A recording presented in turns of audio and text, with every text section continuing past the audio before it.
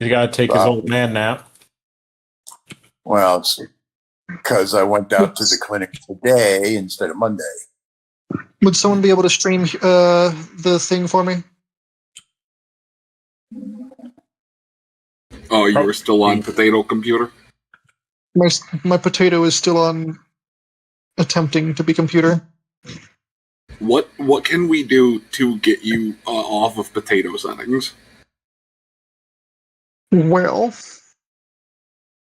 I'm going to be I've been trying various things, and it looks like right now the only thing I'm going to do is the only thing that seems like it's probably going to work is going to have to replace a couple of parts.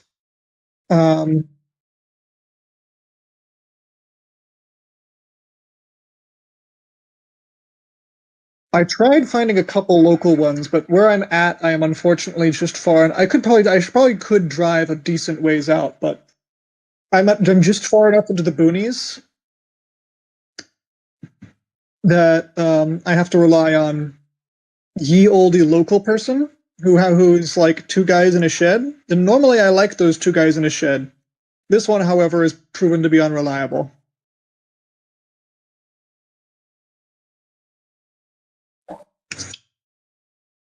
Or particularly, I don't know if they're just overworked or whatnot, but I keep going, am I going to be able to take it over today? It's like, hold on, I'll be able to tell you when you're able to take it over in a little bit. It's like, okay.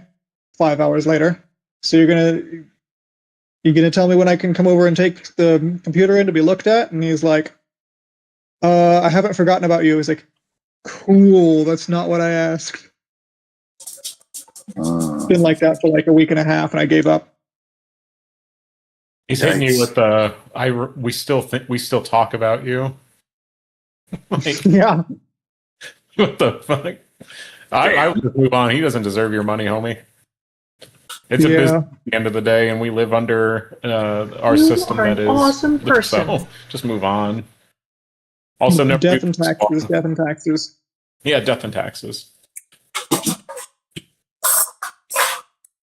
Yeah, move on.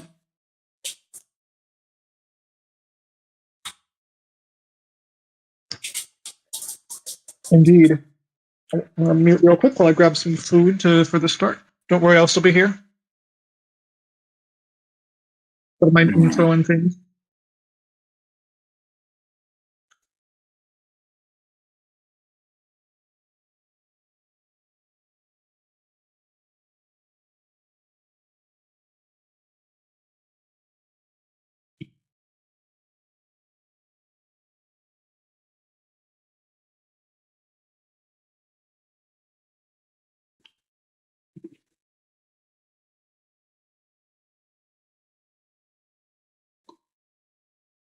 I think if anyone's going to manage to kill the Duke is when I bring him to the tournament. I'm going to be like, it's a big boy tournament, so if anyone's going to manage to kill him, it's probably going to be there.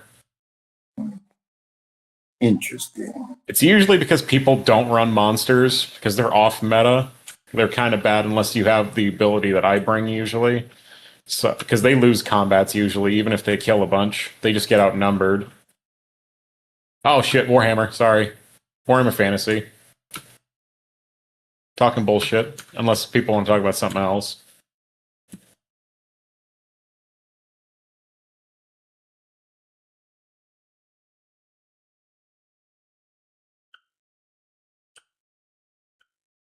Yeah, it's mostly about a big tournament out in Scottsdale that I'm going to be at June 27th and 28th.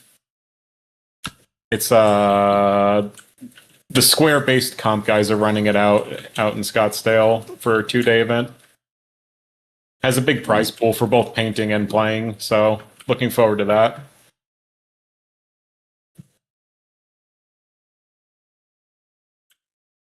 And most people don't bring monsters in Old World right now because they usually lose combat because everyone brings large amounts of infantry, so you get outnumbered and you lose fights.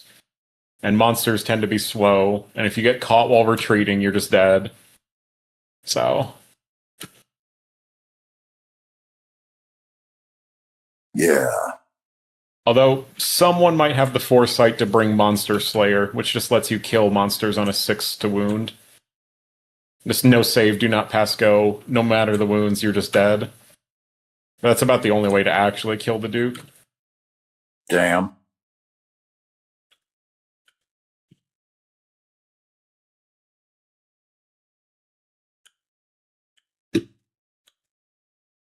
But by the Anything rule, that bypasses ward saves. It does not bypass ward, but it does bypass armor and regen, which I triple stack the Duke with a 3 up, 5 up, 5 up. He's nigh unkillable the way I built him, just with 3 saves and a healing potion.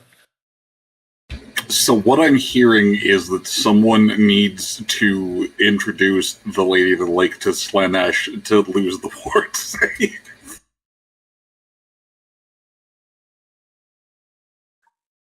With Cthulhu.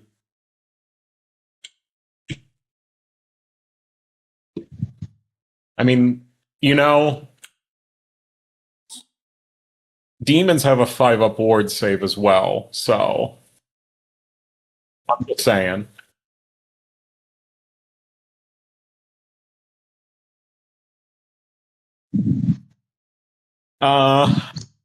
Cry, regen, and drink potion in that order.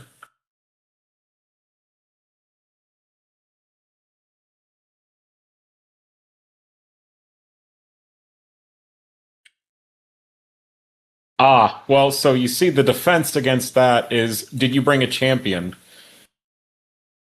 If yes, I issue a challenge that you cannot refuse, and then we will only fight champion to champion, and my Duke will go squash him, and then that's the end of the fight, which is highly abusable.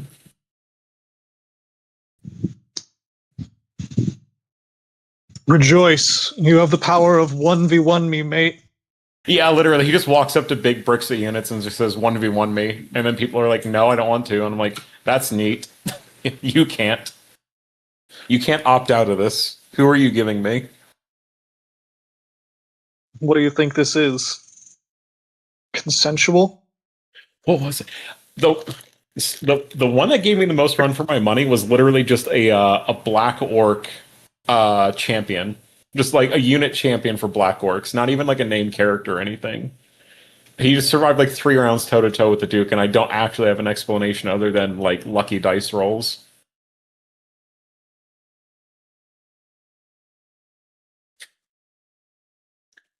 The Duke tries to challenge a Skaven into a fight. It agrees to the one-on-one duel. 9 other Skaven appear behind the Duke. That would be mad funny if the Skaven specifically were immune to that. Normally, yes. So the Skaven...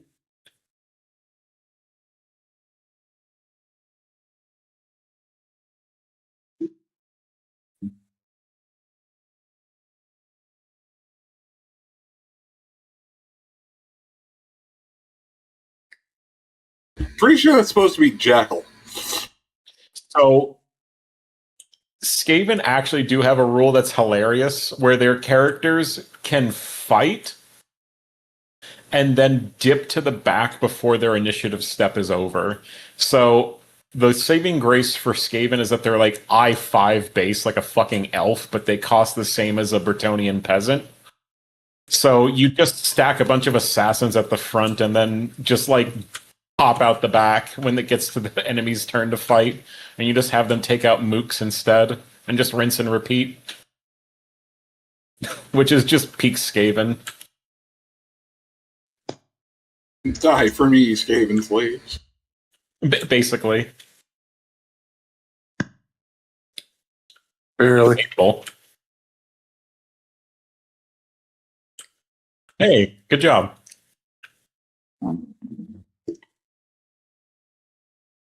Well, they kept fighting and fighting until the fighting died down. Took stock of their wounds, who needs to be supported, possibly getting rest and eating food, but they're close to the goal. The doors are slammed shut for the time being. They're considering whether or not to barge in or knock. We'll see if the bad guys come out for another sally. Well, hard to say. My money would be that either way, it's not going to go You well are for an the awesome party. person.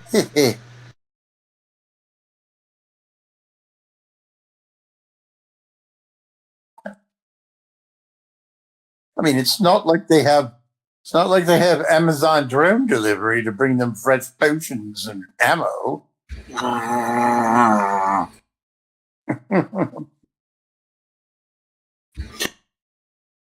Oh, yeah, I'm waiting for the thing to load up.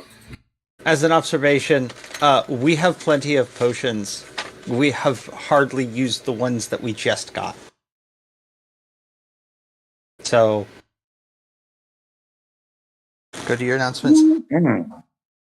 What would be the effects of? Oh wait, never mind. I won't say that. Okay.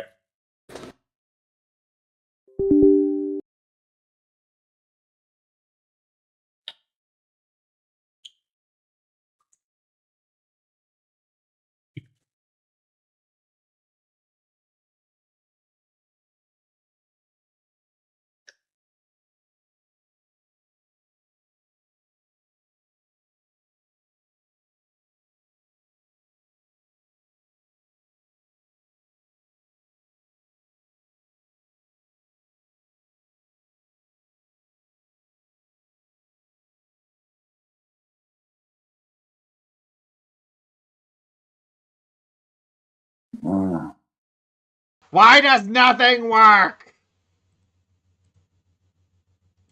This is why I swear one day we will all get here 30 minutes early and I will do all the bug testing before we start. Anyway.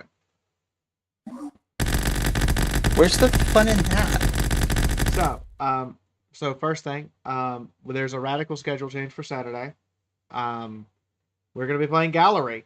I'm apparently putting together that group tonight. I'm going to be pestering the person every day. They're going to be coming in on Friday to do checks and stuff and get everything set up while I'm streaming.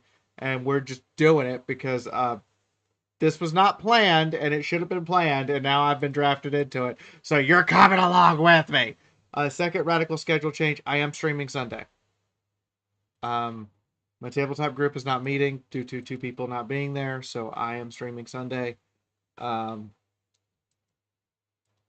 Which is not a usual thing. So if you don't want your stream streaks broken, make sure that you have time to check in on Sunday. Those of you who don't, I'm sorry. I will be announcing this all week. If I remember, I should just put out like a general schedule announcement. Anyway, the last thing, coffee mugs. This is your last chance to order them.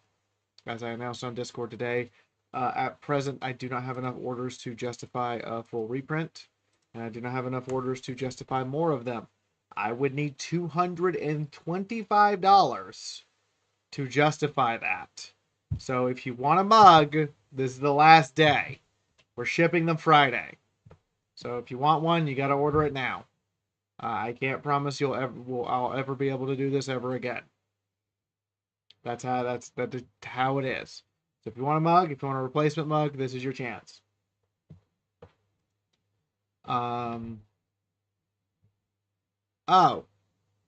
YouTube channel stuff is happening. I did get to play a preview of a game that has not yet come out. Sadly, I didn't get to record it until the day the demo came out, so it finally comes out on Wednesday instead of the day the demo came out. But there is a Iron Nest game that came out, where you're just a mobile artillery piece in World War I somehow. You're a mecha. You're a mecha battleship turret.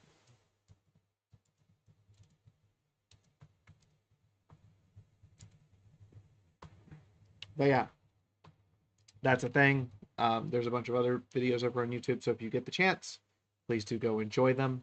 They are there for you to enjoy. They are there for you to enjoy.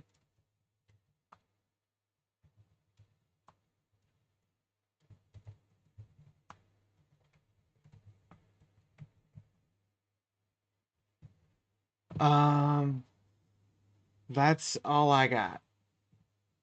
I'm gonna turn it over to Moon. I'm gonna turn my avatar off. Link in chat if you want the mugs. Thanks. Boop. Also, if we make the stream tip goal this month, I will have the money to pay the animator that I have found to do the avatar upgrades and get new outfits, as well as fix the tearing and shearing problems from 1.0 version of me that we're still using. So, it'll be like 2.0 a year later. Yay! So drop a tip. Anyway. Intro?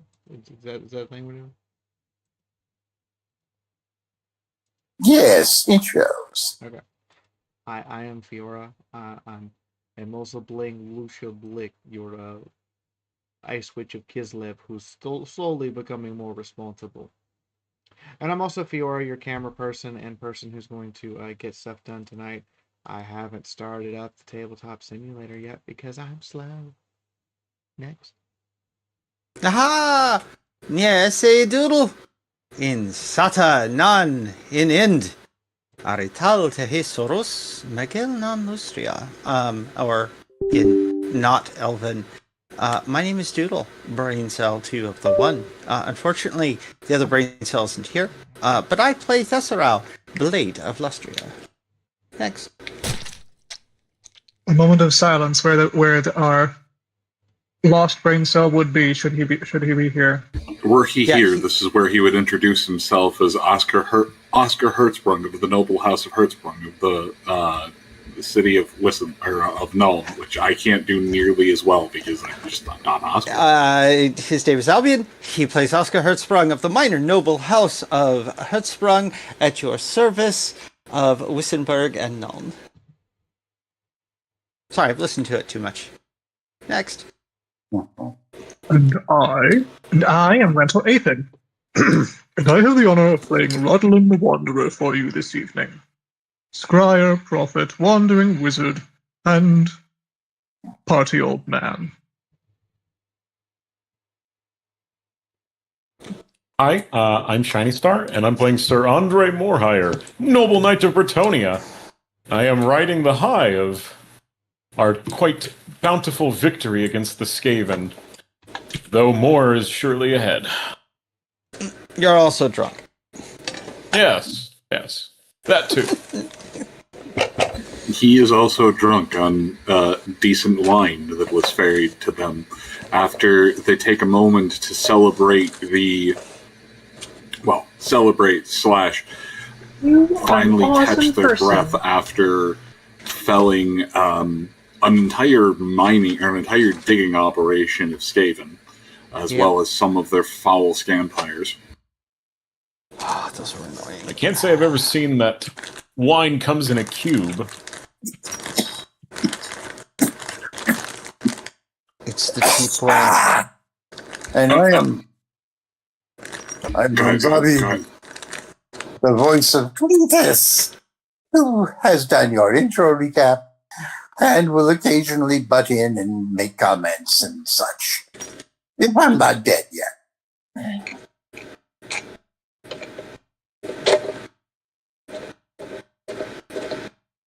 I feel like for sheer purposes of tormenting the players alone, in and amongst the things packed into Maury's saddle bags for the group is a small, thin, hip-shaped bottle of a darker colored liquor. Ah. Whiskey.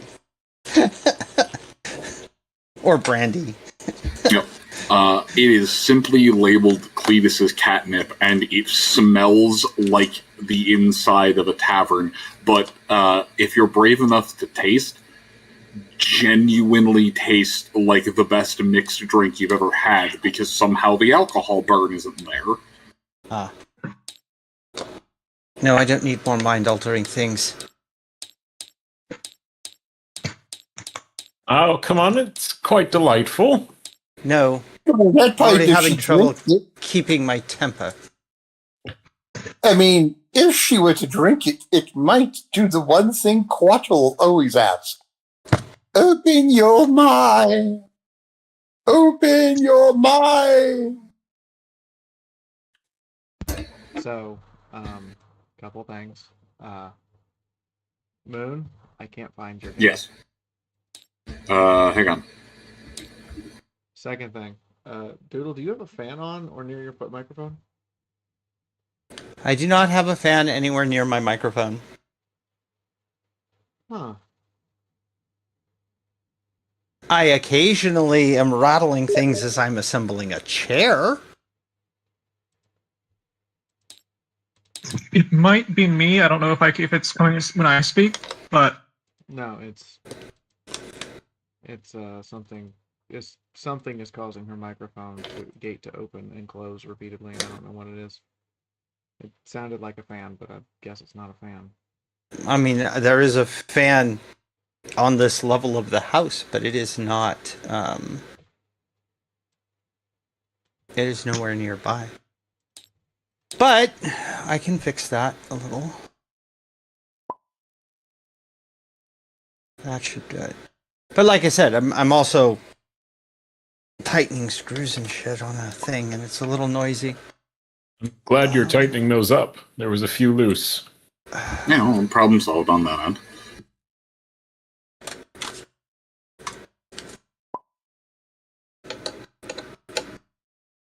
I apologize for it. I will try and stay on top of the muting.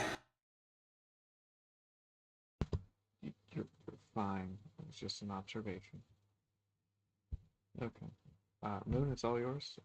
Apparently, we are now standing in front of a big door, and it's a conspiracy from Big Door. Never trust Big Door. Right. Well, we have some of our Skaven allies checking the side tunnels to see if there's a way through that way. We've got... This is just my memory from the end of last run, but we have Oscar looking over all the dwarven stuff, and that was where we sort of left it. Yeah, Oscar is just simply buzzing around the things. Yep.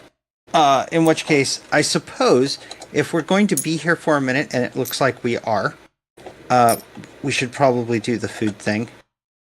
So what do we got for food supplies?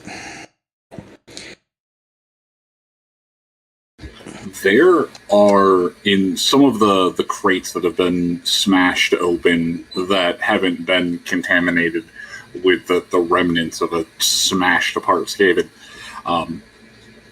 you can see stolen crates of foodstuffs, some a little bit older and molding, some in decent state of condition, stolen grain, stolen oats. There is meat hanging around in chunks, but it is all of dubious quality. There appear to be some open, a few that have survived, some open water barrels.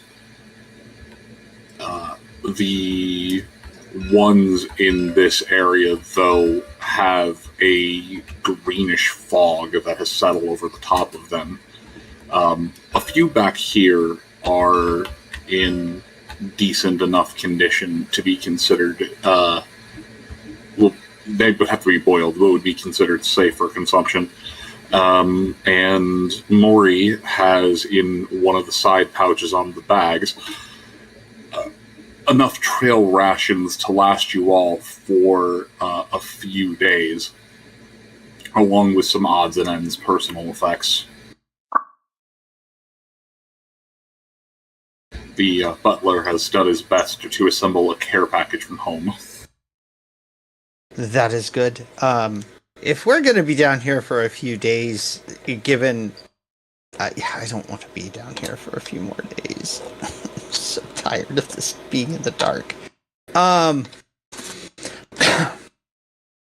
Right.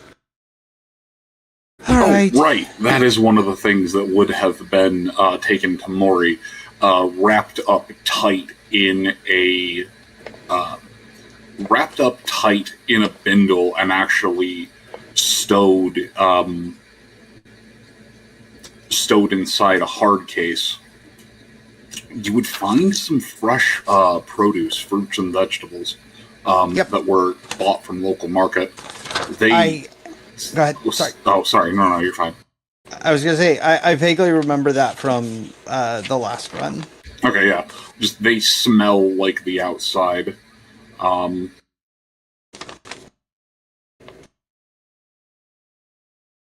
That's good. We need fresh produce.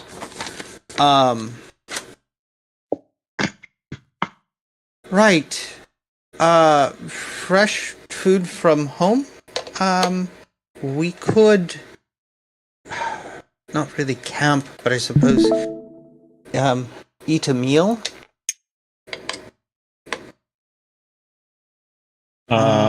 If everyone is good with eating a meal. That sounds fantastic. Good.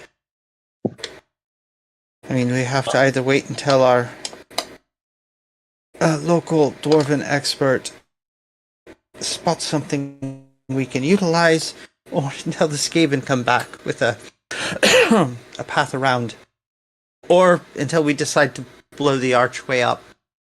Make a big entrance, probably collapse part of this tunnel. Not a good idea, I don't think. You know, Oscar has made me quite fond of explosions. I see. Well, perhaps, but I don't. But let's. If we must do explosions, let's do explosions on a full stomach. That's fair. That would have been the last thing. Underneath the produce, the things for food and the like, wrapped in a few towels and washing rags, would be bound together with twine, a few bars of what were likely made the day before, bars of soap.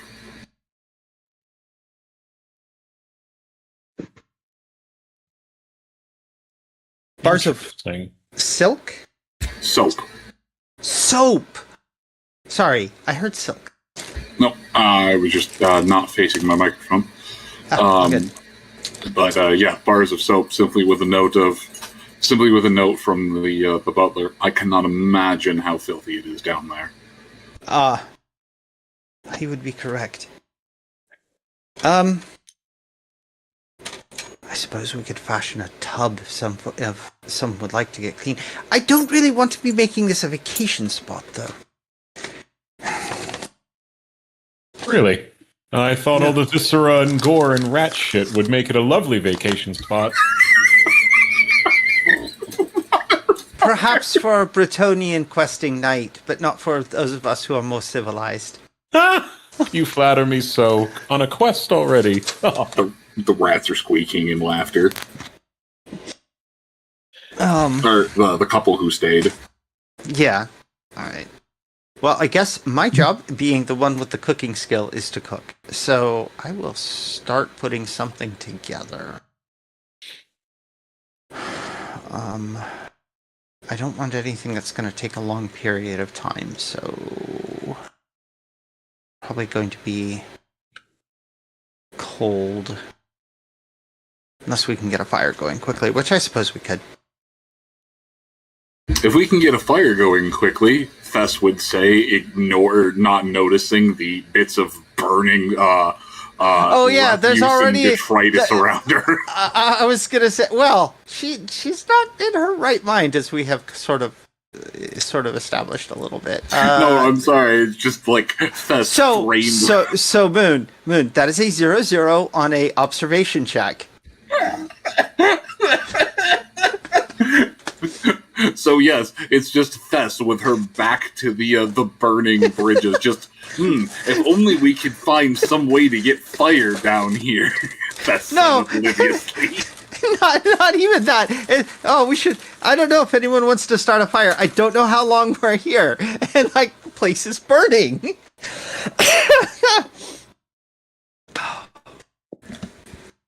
Oh. There are times when she is oblivious. I'm sorry.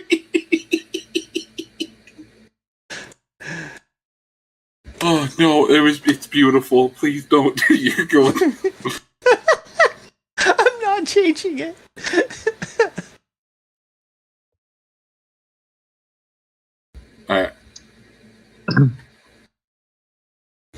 If no idea what would alert her to the things behind her, but just like, now to only get some kindling. Rod, let me just, yeah. Rod, That's going to be what a... Go ahead.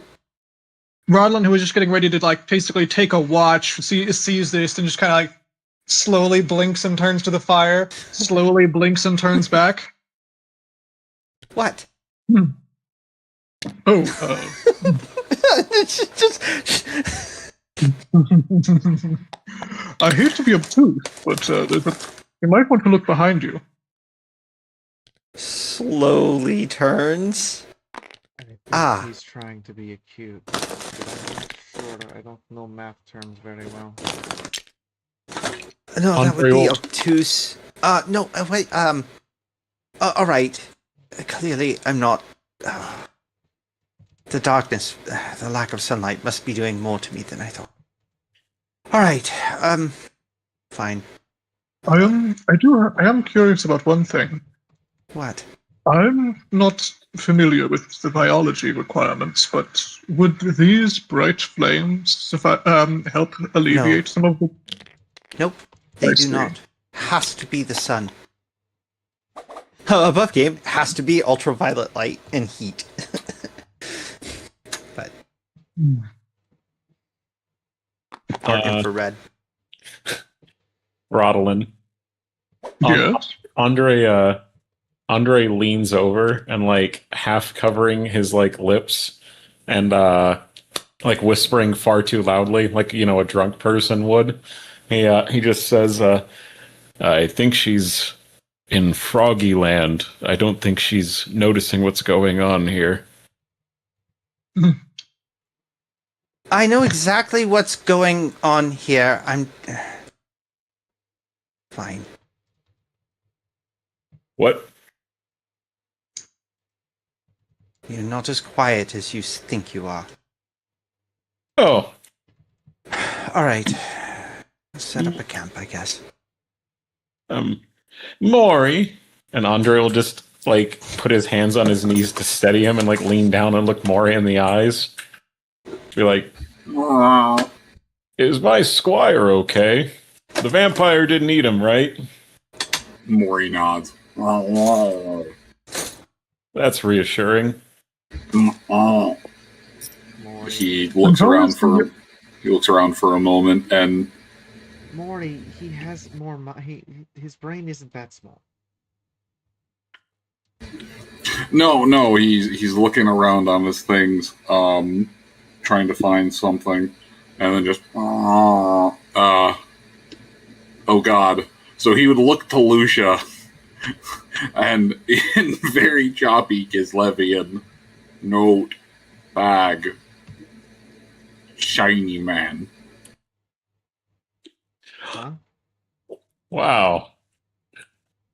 Oh wait, I don't speak that language. Let me shut up.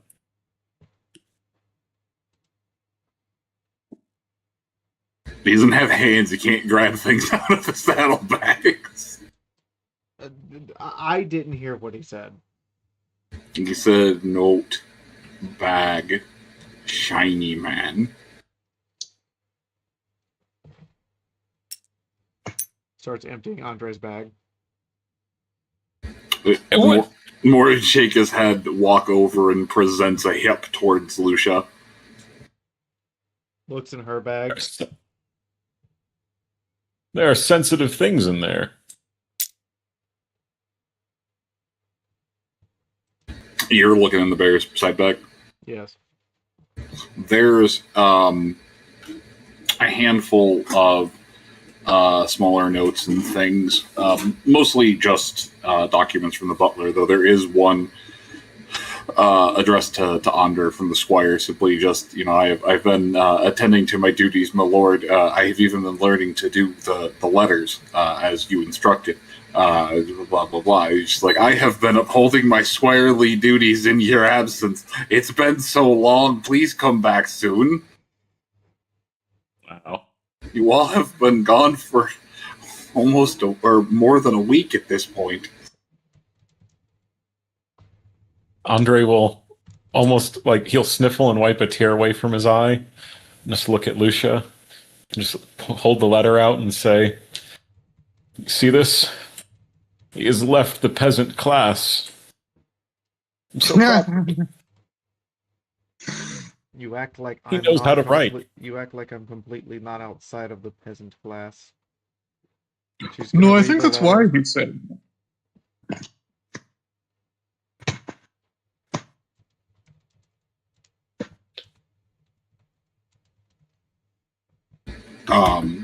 But anyway, regardless of that, Mori would just look away from Andre, look down to Lucia, and then just lick.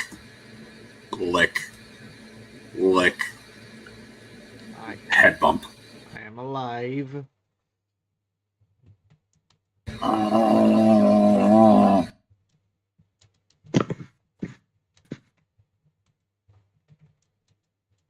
Head bump.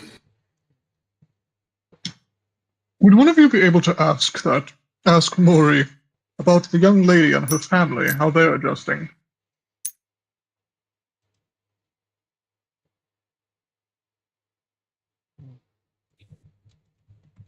Or I suppose you speak the common. You understand the common tongue, don't He you? cocks his head to the side in confusion. My Kislevian is very rusty. Well, Yes. perhaps. You just asked him for a slice of cheese. Ah. Is there Well, cheese? I wouldn't. Is that There's There no doesn't cheese, I'm happen to sorry. there does not happen to be cheese? Oh, there's no cheese. That's quite unfortunate. Oh. You should hear the story of what happened when I tried to smuggle cheese into Katai.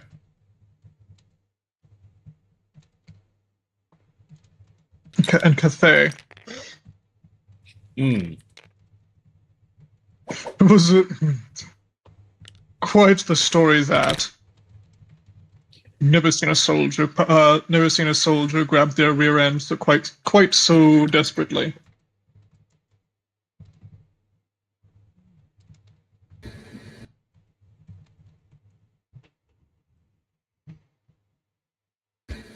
But yes, Mori. But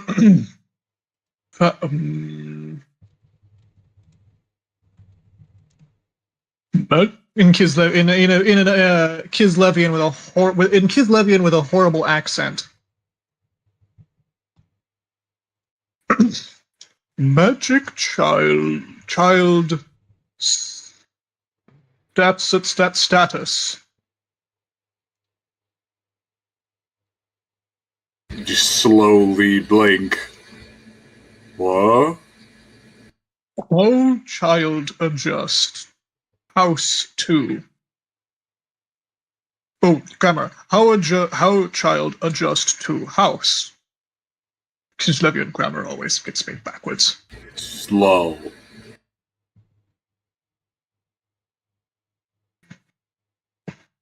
Slow my words or slow adjust? She like bunny. Ah. What, bunny?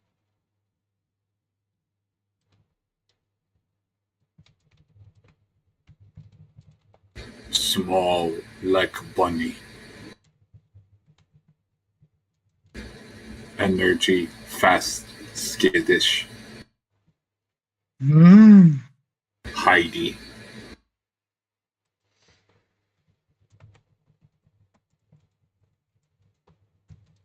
When he grunts a few times, that's entirely too many words.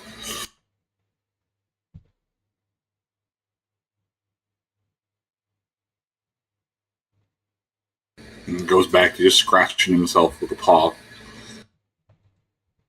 Well, it doesn't seem to be Aside from the skittish remark, which I certainly don't blame her for in the face of Audia Mori, she sounds like she's getting along fine.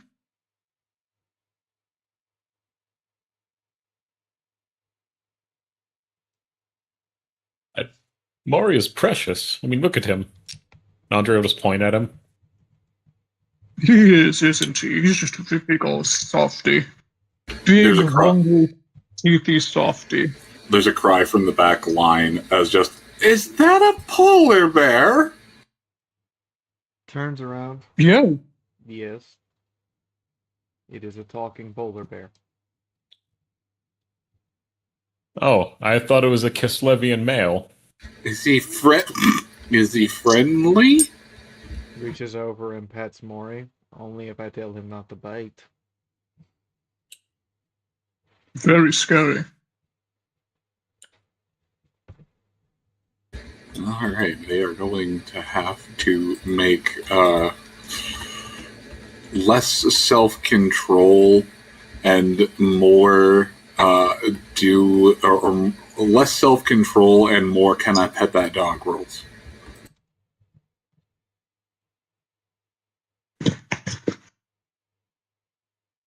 Where the shit? All right, well, I'll do this way.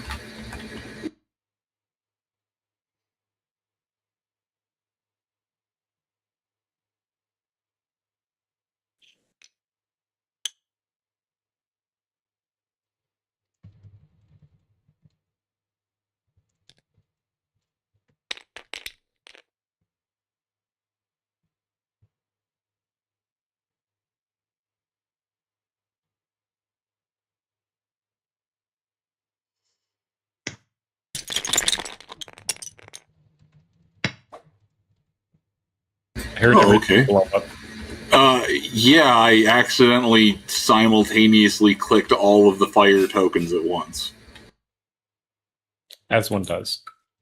Moon, you're special. I can't even fight that one. That truly was a moment of speciality. Anyway. Additional minutes pass, and the closest thing you have to a disturbance is a handful of the Skaven slaves and clan rats who were not dead but merely concussed start to come to, look around at the piles of dead. A handful of them get away, a few of them are unable to. Just like,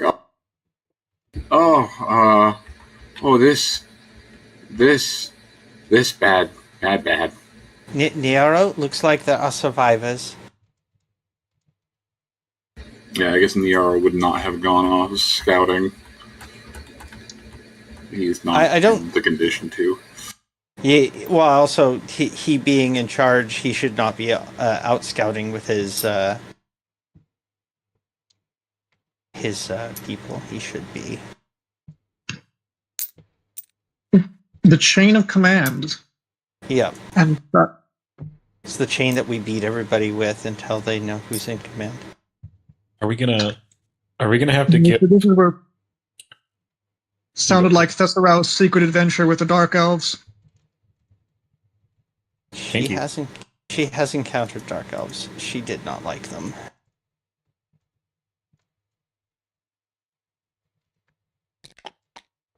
Dark elves are unpleasant.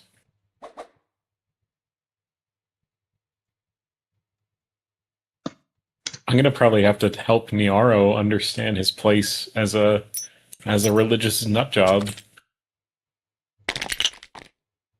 I'll go over to help him.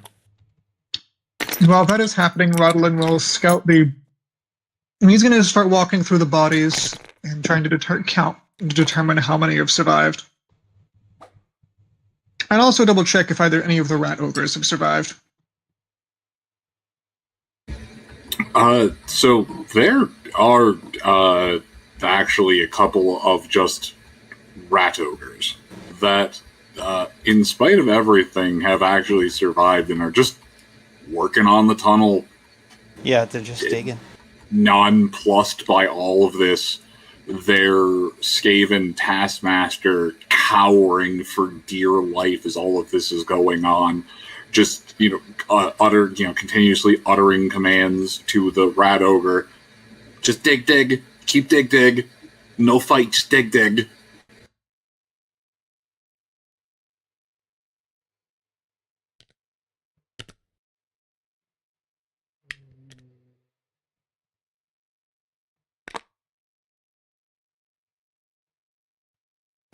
And there is one rat ogre who is slightly on fire. Their taskmaster was initially caught by Oscar's opening shot, lit on fire, and now the rat ogre is just aimlessly wandering around, picking up stones off the ground, eating them, picking off bits of meat off the ground, eating them. It is truly just aimlessly wandering.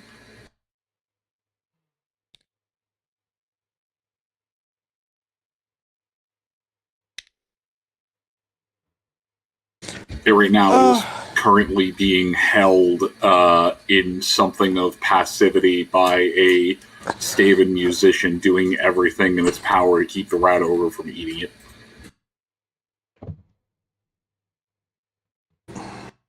Not really certain what to do about that.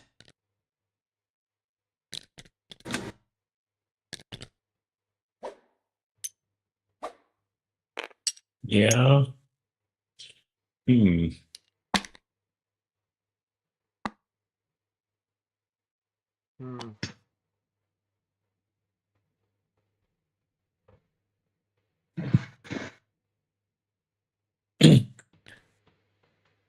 Andre will take a knee next to Niaro while he's managing the operations in the back to get eye level with him.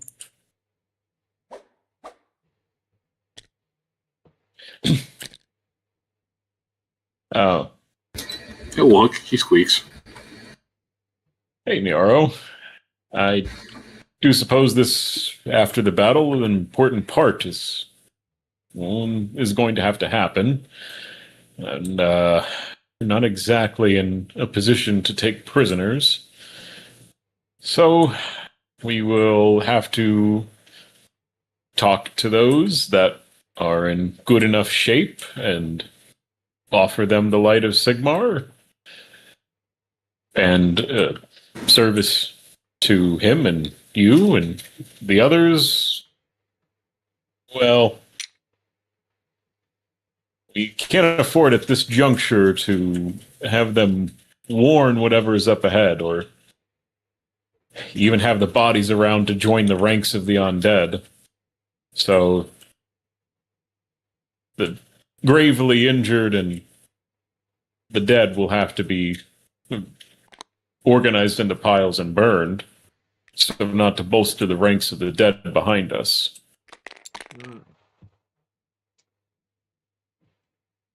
Wait. How does... Oh. Right. Undead come from necromancers. Yes. Very good. Sorry, it took me a moment to realize, oh wait, we're fighting vampire Skaven and not just regular Skaven. I keep forgetting the fact they're vampires sometimes. I mean, Yeah. About the only difference is they seem to move much faster. Hold on a moment. Lucia goes off and starts breaking off pieces of wood and going around to the ones that look a little vampirish and shoving a piece of wood through their chest. I suppose that's one way to eliminate that problem. For the most part, you just are shoving a stake into an otherwise very dead Skaven. Though there is one instance where you ram the wooden stake in, and it does actually cause the Skaven in question to flail, twitch, spasm, an arm lashes out, missing your head before it stops still. Not sure if vampire, but certainly dealt with. Absolutely disgusting. Unsure if vampire or just random Skaven that got its heart stabbed. Either way, no longer our problem. But yes, after After deciding to make something resembling camp here, and then another 10 minutes of going around, Lucia making wooden stakes, Niaro realizing, okay, Niaro must either convert or constab. And Constab. and Thess just like, why is none of this sunlight? Yeah, well, you can't package sunlight, and well, I suppose you could package. Do not tempt me. I will get together with Rotland. We will find a way to package sunlight in jar and throw it. No, Good idea. no. Well, against vampires, perhaps. Wouldn't the light of Sigmar have the same effect? That's a very good question. But I do not wield Light of Sigmar. Rotland does not wield Light of Sigmar. You see problem. No, but Niaro does. Sweet. Mm-hmm. We should Yeah, bomb that's the a Light good of question. Sigmar. Best alternative I've got is very intense starlight. Andre will give a dismissive like hand flick and be like, "The lady's light is more like a pale moonlight glow. It probably wouldn't work." Though Niaro, I don't know how it works, but maybe you could summon some light. Okay, well, he does actually manage to convince one of the injured clan rats to switch sides to whatever this new clan Niaro is forming is.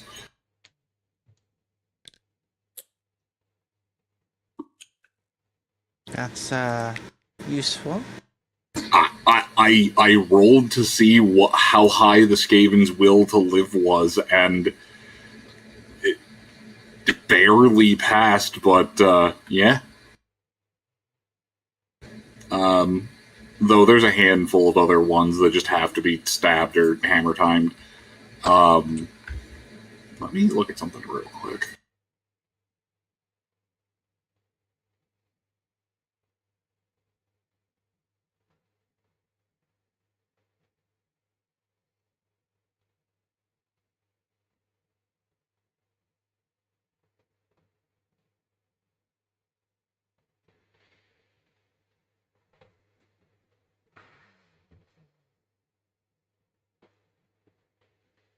I'm opening the Tome of Salvation. Ah, you mean the tome of causing harm to player characters. Got it.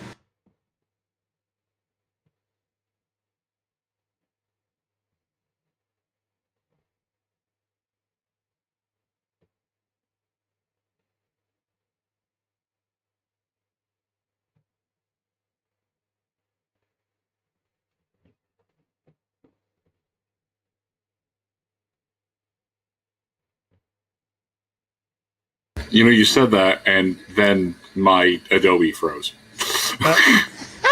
Sorry, man. You're using Adobe?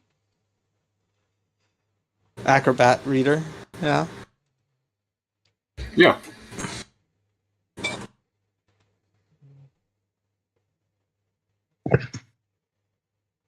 I mean, I normally just use the browser extension, but it actually popped up with. You know, I don't know if you're going to find it in the book, but I don't think the book will answer if the light of Sigmar is ultraviolet or not. I just have a weird hunch. No, it's not. But it does harm vampires, which doesn't necessarily mean that it is ultraviolet or not. But Yeah, honestly, I was going to. Oh, sorry. No, it's fine. No, please. I was going to say I'm honestly not concerned about it insofar as this goes. It'd be nice to have. It would be, but it's not. Whatchamacallit, not a consideration. It's for Thess. It's more of an annoyance than anything else. Like, after all, if they were that sensitive to sunlight as a species, like they would not. There's a lot of things that would be impractical for them as a species. Not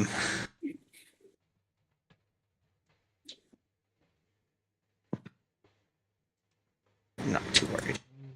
But as far as the light of Sigmar goes, that could be useful information to know. If it, how harmful it is to vampires.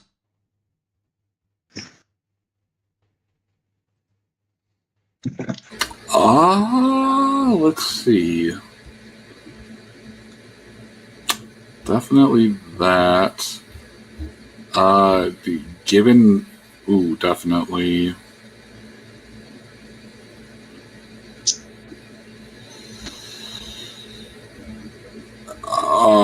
Yes. Given the fact that half of the things are give benefits to versus undead, versus undead or demons, versus undead demons or chaos.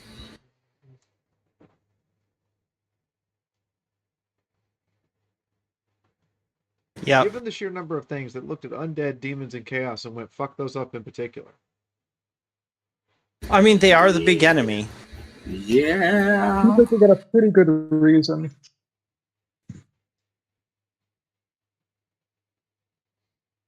Well, actually, are undead worse than chaos? They are weirdly not considered chaos. So I don't know.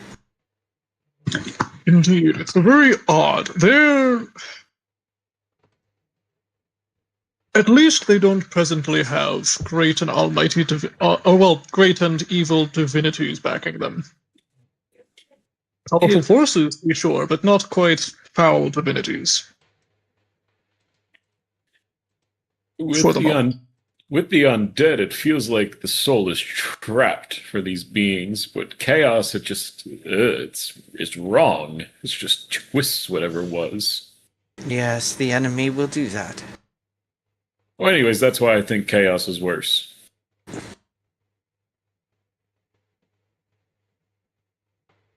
Well, the matter of picking your poison, I can certainly understand the notion.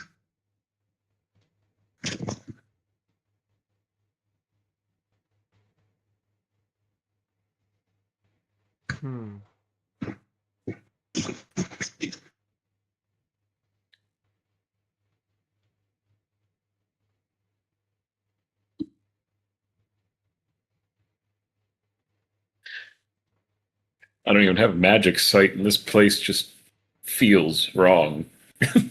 It lingers on your mind, even when you close your eyes. Indeed. Such places often, well, Okay.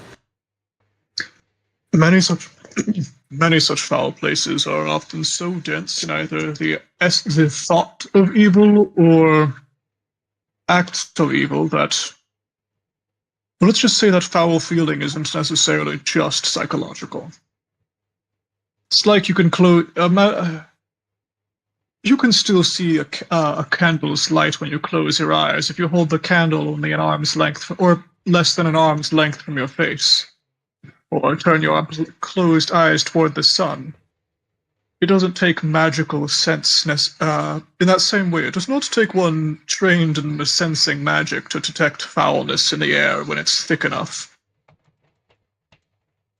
Yes, I detected that many a time when I marched behind Mori in that fetid dungeon. I don't know what she feeds that bear, but there is definitely a fetid dankness to the air behind him. Probably some cheese. Mori, did you eat the cheese? Hey. I do So- not feed him cheese. So you're going to deny those suspiciously claw-shaped markings near the cheese cabinet?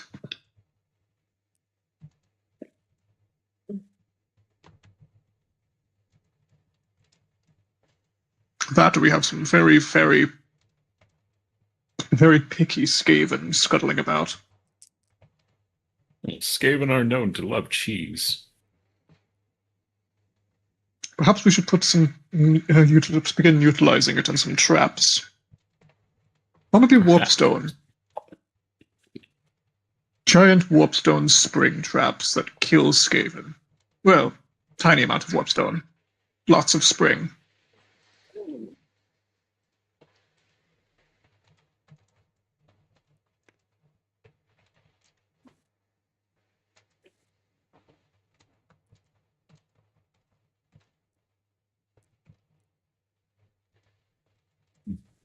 I wonder if you could predict a Skaven well enough.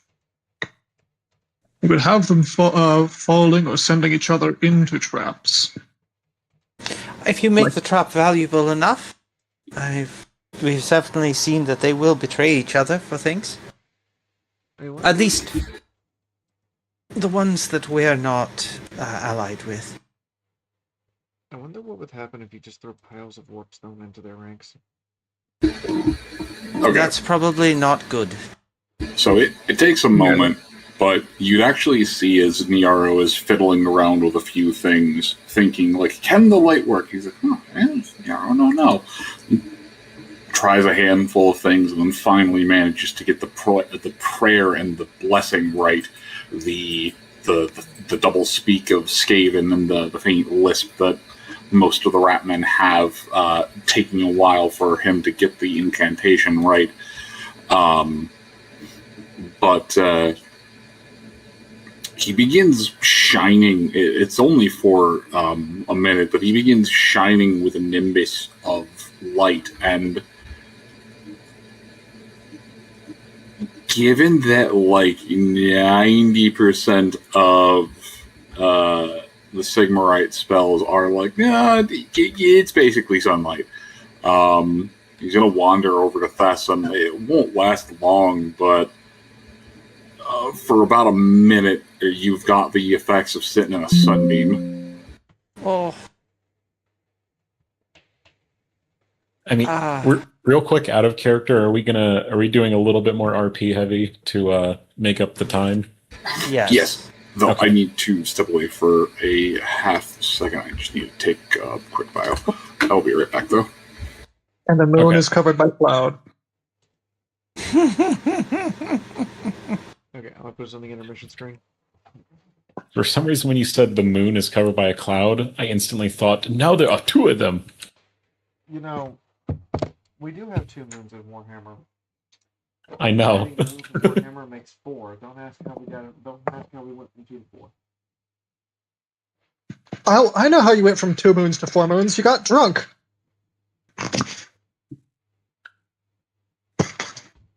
It's the how many fingers am I holding up question all over again. Moons are much like testicles. If you have more than 2, you should start going to the alchemist.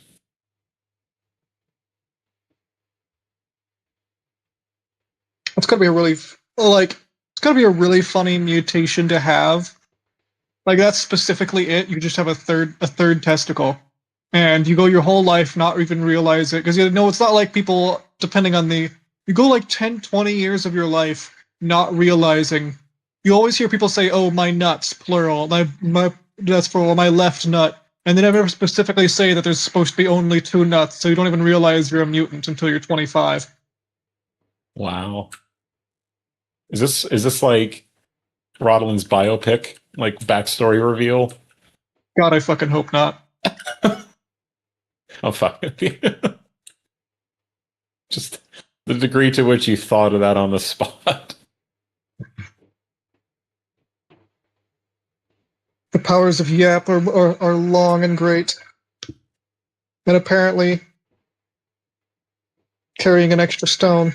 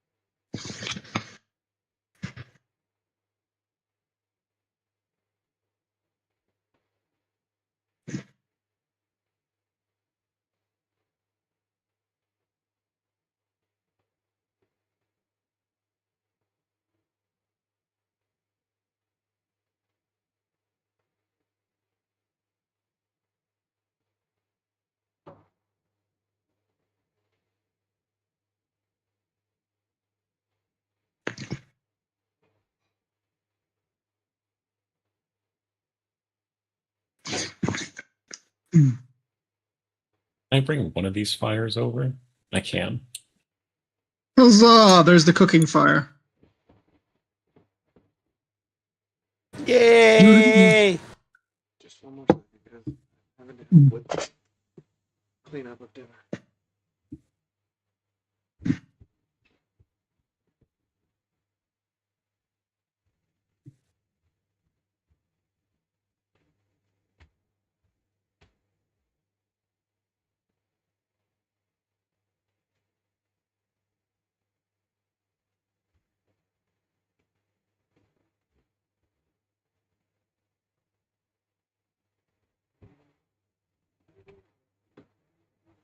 Ooh.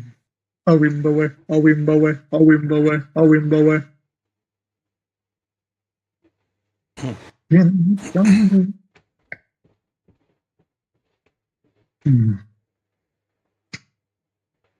So, I was a little unclear on it a moment ago. Thess was brought some of the Sleight of Sigmar. Did it actually work?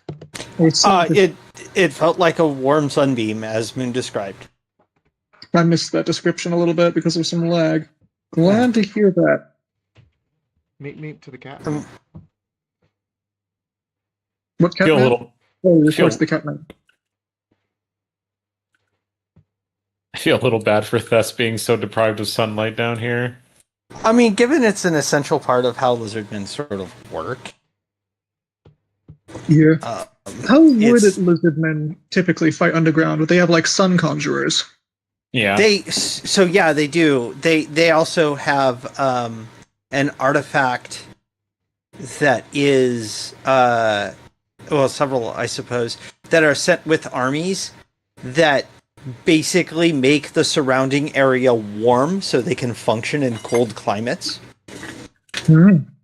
Right? Like, they also use it as a big ass beam weapon, but yeah, it's But It's- beam weapon or it's- no, frostbite kills. yeah. But it's actually it's basically a giant heater that could be focused into effectively a laser. So, but Tess does not have one of those, and even if she did, you'd have to put it on a wagon because it is not small.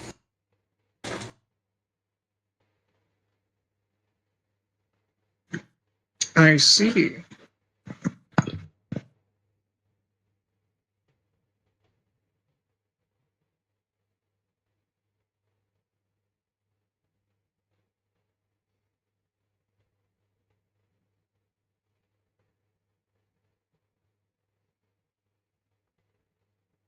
Mm.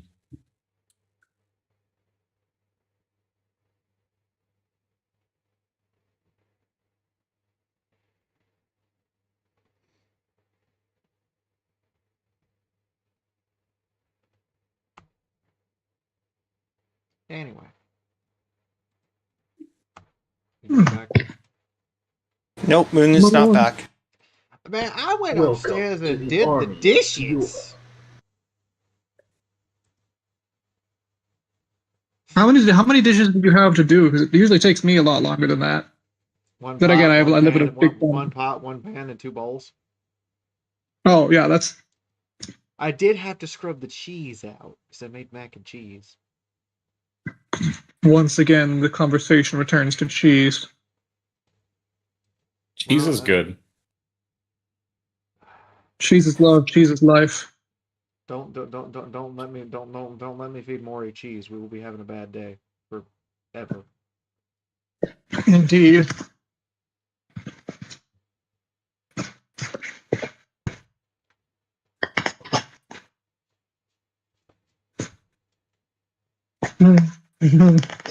how how sharp are Skaven's noses? Really sharp, but also they also live in squalor, so Maybe they just enjoy the stink. You know, like if you're raised in the ass, then maybe, you know, you get nose blind to it. That's sort of what I meant. Indeed, indeed. To them, we probably smell weird. So what you're saying is, if you have instead of accidentally feeding Mori cheese to use him as a biological weapon, we instead need to we need to industrialize and optimize the mass production of perfume. This isn't, what's the name of the city that makes perfume? In real life or in Warhammer? In Warhammer, there's a city that makes perfume. Okay. Having just finished FF6, and I will bring this meme up on stream. This is what was sent to me just now. Oh boy.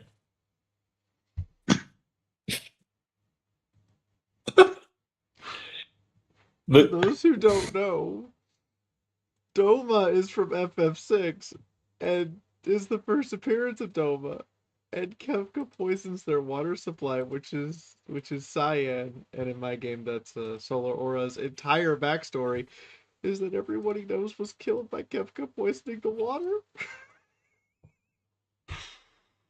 Ooh, it's bad. Current events are quite spicy, aren't they? Current events are always spicy. You just see the symbolism, and you're like, "Yep, everything's at least comedically right with the world." I gotta say, I think my favorite. It's fucked up, but I think my favorite comedy meme of modern real world events that I've seen in a while was this one. So, are y'all familiar with that one horror manga where there's a bit about the silhouette of me? It's meant for me thing. The hole that drives you crazy. Oh, nope. It's a okay. Shortest possible explanation.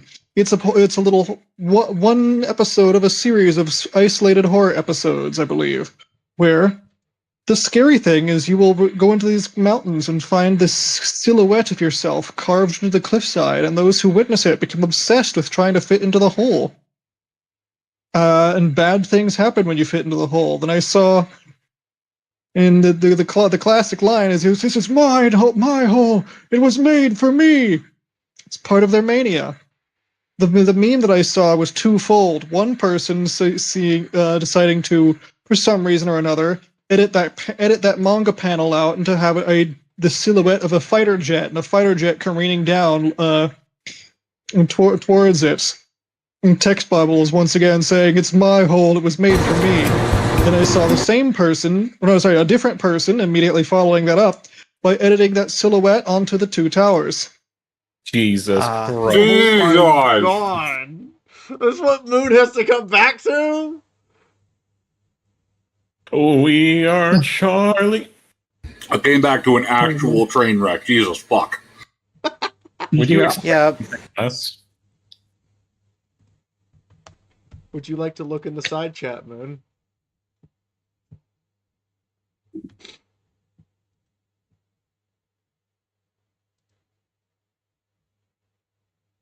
Is that fucking Kafka? God damn it. Memory serves. I can't even. I want to argue, but I can't. Can you not for 5 minutes? Nah, I gotta do it right now. It's listed as in-stream summary. Let me go find that setting and turn it the fuck off. No. That would be good to avoid that. Sorry, I was looking for the dumb AI summary clip that doesn't make any sense.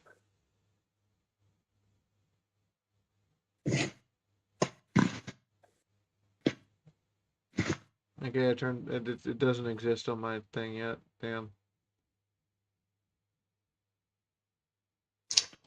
good old AI and its Consequences. seemingly actual race to be competitive stupidity. Like, I have an honest question. Okay. If Twitch is having trouble making consistent profit year to year, what will be the point in investing in AI tokens? All right. You got me. Because their investors told them it's new and fancy. Yeah, And- pretty much. So, all right, I have a dumb theory I just came up with, but maybe as AI progressed and got too close to being human, it just got dumber because we are. Hot take. It's just mirroring us, and we're pretty dumb. No, maybe it's not true AI, Incoherent. but maybe the limitation of what it can do is well versus what they're trying to make it do is well beyond any hope it ever has of achieving that goal, and therefore it's not actually even a threat to society whatsoever. It's just shitty. I mean, that all depends on how you mean by threat. It contributes to the dumbing down of society, so that's kind of a threat. We are Devo. Hi, Pearl. It's nice to see you, Pearl. Meet me at Pony Chick. All right, Moon, it's all yours. Assuming you're still here. A meep and a meep. Amoeba meepa.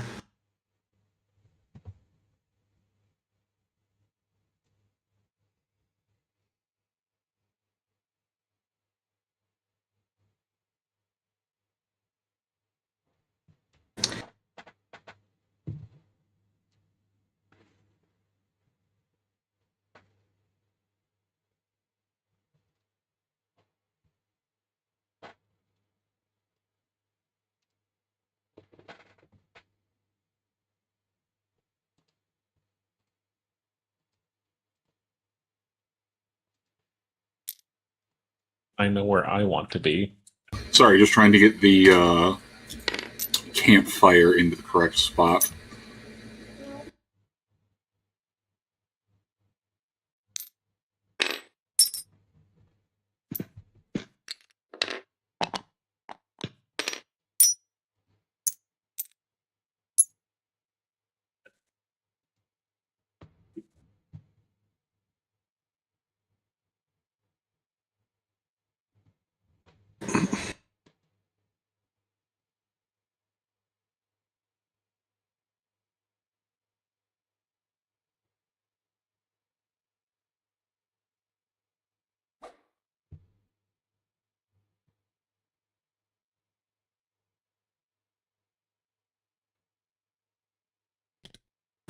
So we've got a lot of ingredients for food.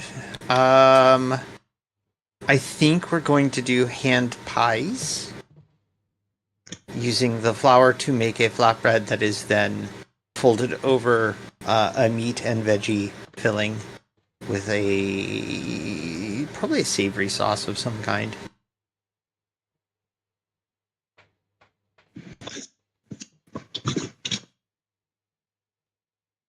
Andre's leaning against the pillar, and he'll watch you make your hand pies, and he'll just kind of say, "Oh, it feels like it's been forever since you've done that. Almost seems What? normal. Cook? Yeah. Feels like it's been forever." A little bit. We did make the camp soup not that long ago. I was so damn But, happy for that thing in the middle of a dungeon. Yes. We tend to work better on full stomachs, so I do what I can. Did Nyaro's prayer help? A little. It's not quite the same, but I feel a little calmer now.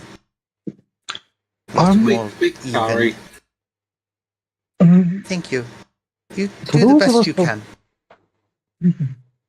For those of us of a more priestly persuasion, I'm curious, would this prayer be able to be extended lengthily?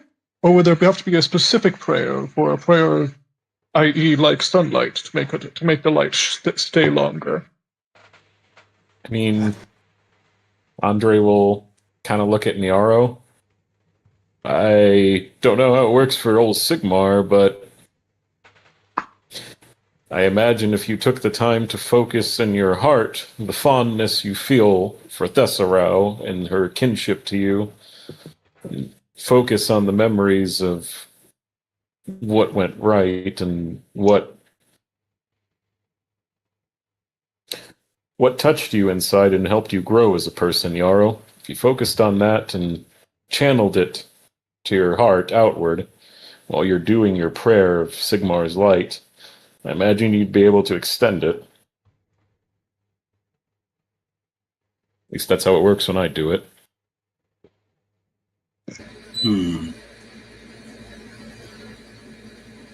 Niaro, go into quiet spot and think you focus on doing the long pray. Just mind your breathing. Hi. This bag of hugs for $5. Yes. Sold! And if it helps, Be thankful was I did taught not give several Moon the very tip I useful gave you meditation yesterday, techniques. Fi Aura.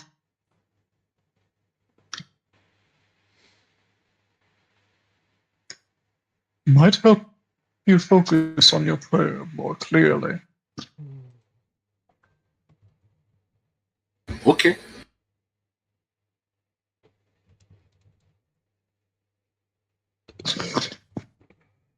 What? Oh, Niaro no Okay. have formal training. Niaro take whatever practice train Niaro get. Not certain Aha! that you'd... Not entirely certain that you'd find formal training for Sigmar outside of here. From what I understand, Sigmar isn't currently actively worshipped. At least not in the Empire. It depends on where in the Empire. For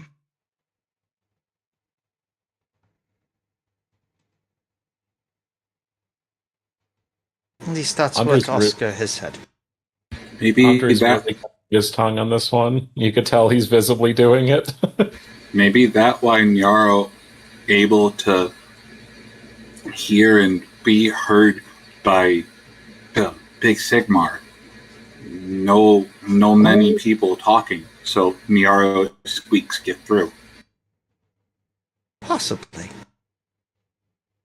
I wouldn't imagine. No, I certainly wouldn't imagine it that way. If that were the case, it would not. Don't sell yourself short, my friend. It's not that you are. It's not simply that there aren't better worshippers available that let you hear. If Sigmar allowed his light to come into you when you were severed from the foul-horned rat, it is because he saw something in you that he wanted.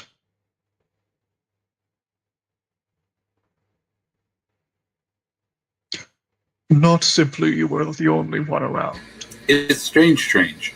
Niaro touched strange, smooth, chunky piece of rock. And then first sensation Niaro have, confusion, then amusement, then connection. That's very important. Because if the very first thing you thought of if the very first thing you felt when touching that was connection, that would imply something wholly different. You were severed, and you felt your confusion pass over you.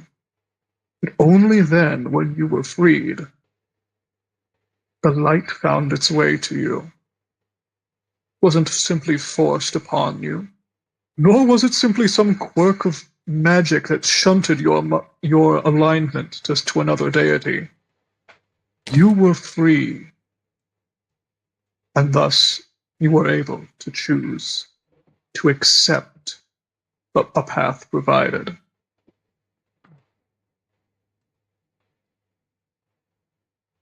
Nyaro no want to spend rest of life eating nasty black corn and digging pits and tunnels. Nyaro want lift hammer high and smash enemies of Empire for Sigmar.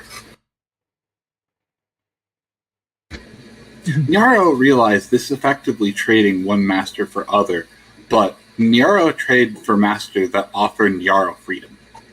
And hammer. Yes, well, hammers certainly do sweeten every deal, don't they? It is a rather nice hammer you have.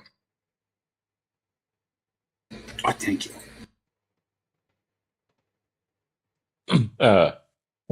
Niaro. Squeak.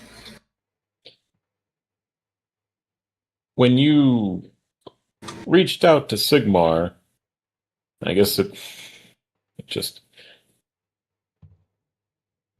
so you understand your position with the divine, and I don't know, you're quite sharp, and I just talking to you like I would a knight brother in developing his faith, and it's just when you enter a relationship with a god, it is like you have two different colored paints, and one is you and one is the god. And you begin to mix the two, and the line betwixt you becomes blurred as your hands become their instruments, and their thoughts whisper upon your mind. But prayer is you talking back, and it is just important that you listen. And realize that you always have that connection.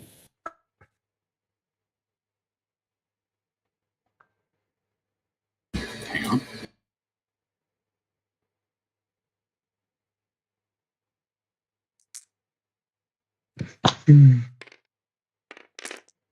Indeed.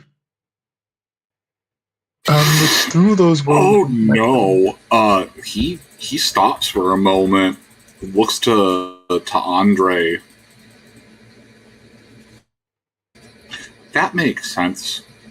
From what Nyaro remember of before time when Nyaro, Squeaky Puppet to Horton Rat, Nyaro remember hearing seers talk, hearing mention that it must be spoken to with something of fear and reverence. But Nyaro no feel that. Nyaro feel warmth and camaraderie.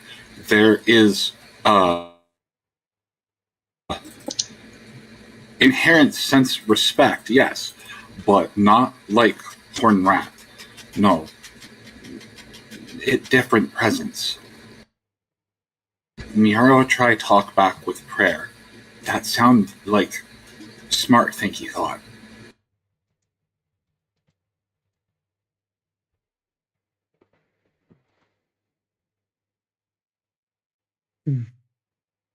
Indeed.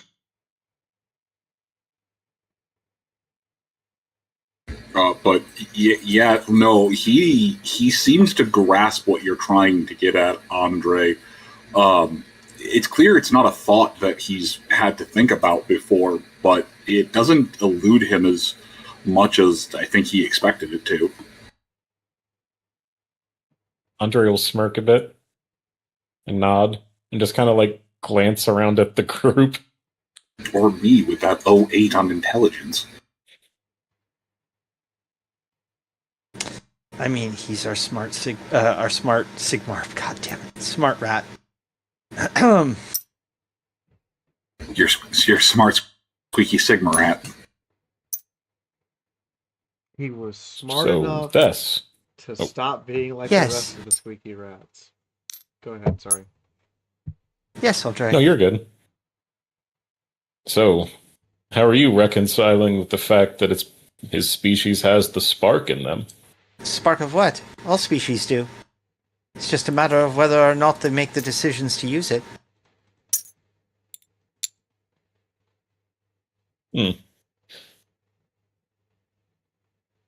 I mean,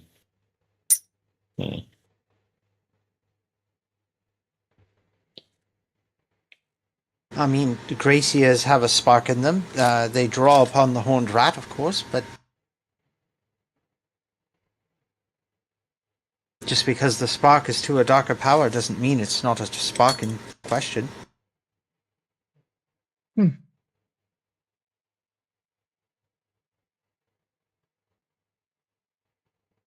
Andre looks like he wants to talk and broach some kind of subject, but just Speak your kind of chooses not to. speak your mind, Sir Knight.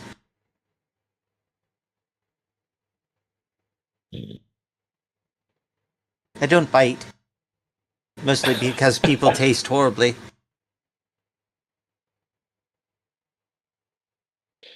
I have too much muck and filth on me. Ah, And Andre will just look at the fucking dirty ass chainmail and a ripped tabard. I think we're all covered in dirt.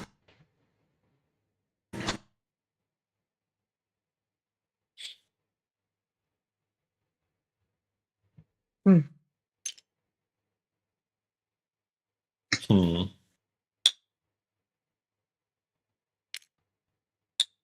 So actually, at that point, you might notice, if you're thinking about it, that Rodlin might have a suspiciously clean outfit. I mean, I've seen him use magic for doing all kinds of things, including changing outfits. So, like, You know what? Fair enough. like, oh hey, Rodolin did a magic thing. Okay. Well, I Like, mean,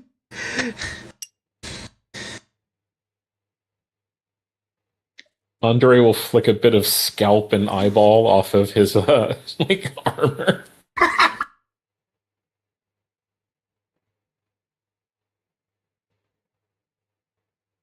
tend to their needs. You know, I should probably do something the same. I smell like storm vermin still.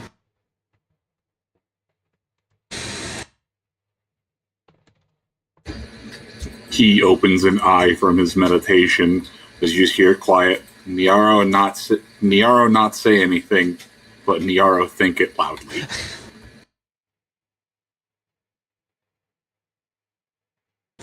It was a useful disguise. mhm.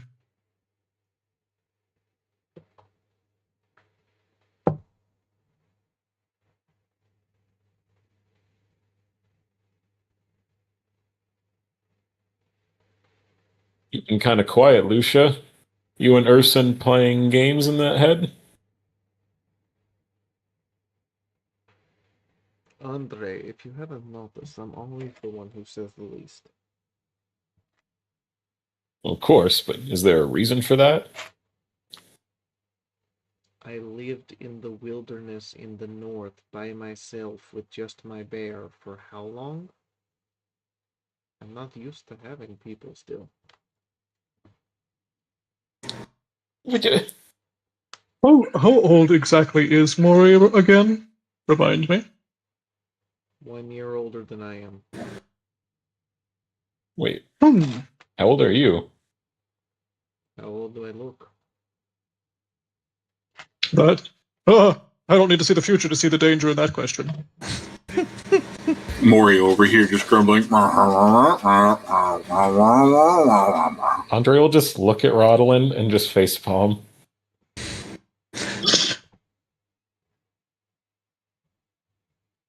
You're going to make me guess? I'm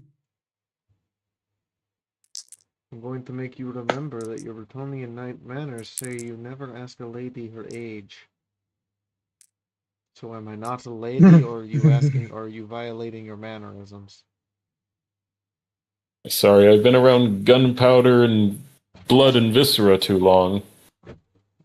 Must have gone to my head, all this imperial bull. Never mind. Does he genuinely think that gunpowder has an effect on the brain besides propelling lead balls at high velocity? Well, Apparently if you so. inhale enough of it. Well, I mean, I've certainly seen people get delirious after inhaling a little too much smoke. well, look, I literally have an aversion. Like, it hurts me to... Like, inside it feels bad to even think about firing off gunpowder. It's just how it is for me.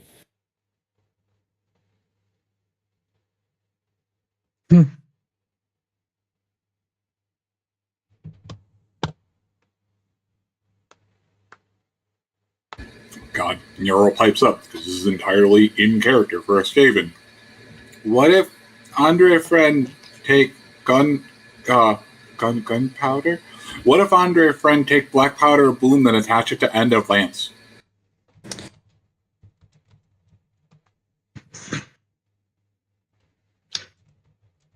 You know, I have thought of this. I have mixed feelings about this. My gut tells me not against an intelligent, honorable enough opponent, but against something like one of those dumb as rocks rat ogres rampaging and running around. Perhaps blowing out his kneecap with the shaped charge could do it. And wouldn't feel too bad for it. How do you even know what a shaped charge is? Oh shit! I was gonna say, Andre coming here from fucking 40K here. No! In dishonorable practice. Oh man, I was about to drop 40 questions. That's when he suddenly realizes that there have been creatures tempting him in his dreams. Don't you know? There's this thing called a Charlie 4. Jesus Christ. And if you pass... And if you burn it, it gets you really high.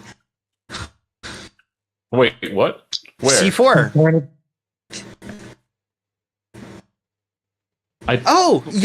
Burning it releases chemicals from the C4 that get people high. Oh my god, do not breathe in the C4 smoke. What does a C4 smoke high feel? I have no idea. Dying. But I know that I know that folks in Vietnam would occasionally do it. Dying sorry. because it's heavier than air? Yeah, well, so you don't smoke a lot of it.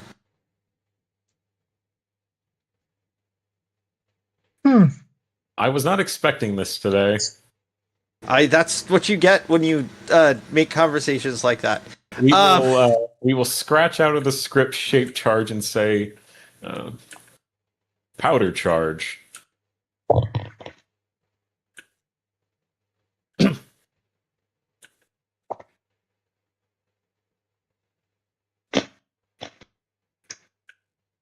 You're gonna have to repeat the line now because I can't remember what the fuck he said. I need the rest of the context. Something that blowing up the kneecap of a rat ogre with a powder charge probably wouldn't be too frowned upon, but an intelligent opponent, probably.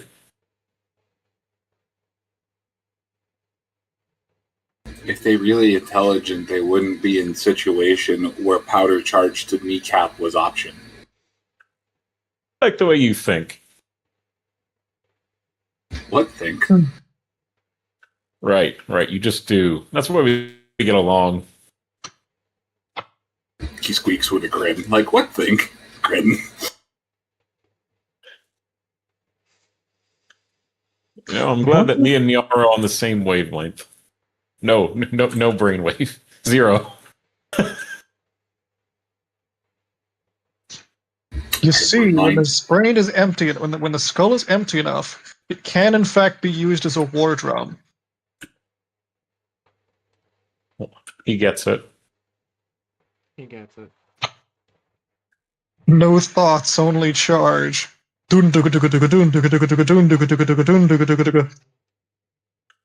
Thou doth lay sick beats.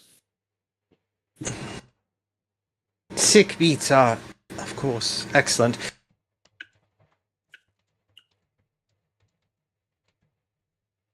Right, meat pies. We'll get them ready for everyone.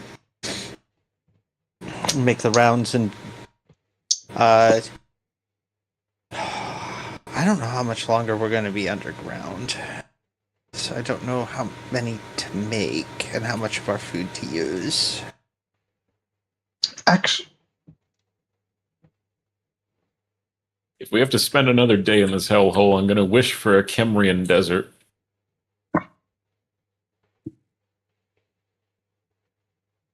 patrolling in Kemri makes you wish for a Kislevian winter.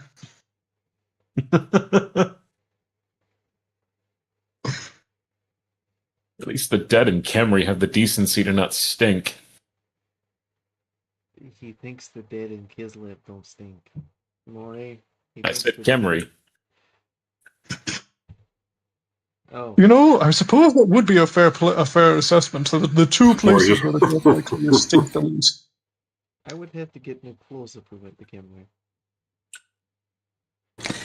You might On want to that consider... Sorry. It's alright. You might want to consider picking up new clothes just in case we need to go to Kemri anyway. Having a range of clothing available for where we might travel might be worth The it. army of Fiora has a new officer. Welcome, In son. my experience, the best thing in Kemri is wearing as little as possible and having something over you. Like a tent piece, you know. Ugh. And by And have your squire... not-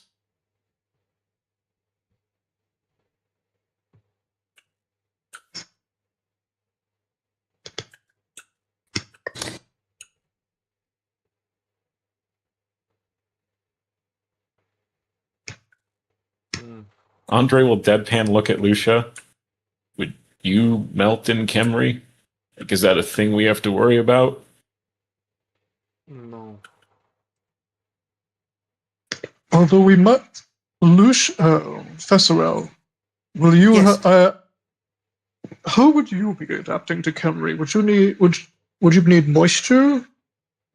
Well, Or it would depends on you- how dry it is. I mean, so, alright.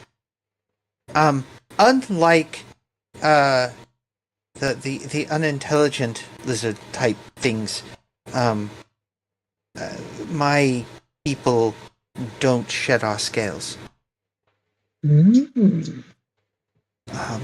So I don't think that's necessary, since, from what I understand, the moisture allows an easier shedding of scales. Removing scales from one of us is painful.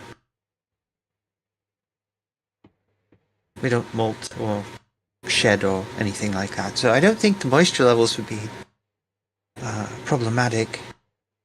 I certainly know what it's like to be in a higher than normal temperature. Everything seems to move slower, which probably means everything in me is moving faster. But I don't really know. No, that kind of happens to me too.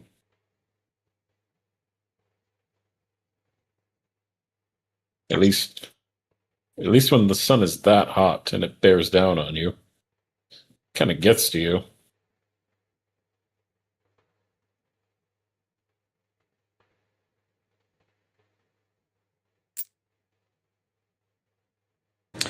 I would expect so. I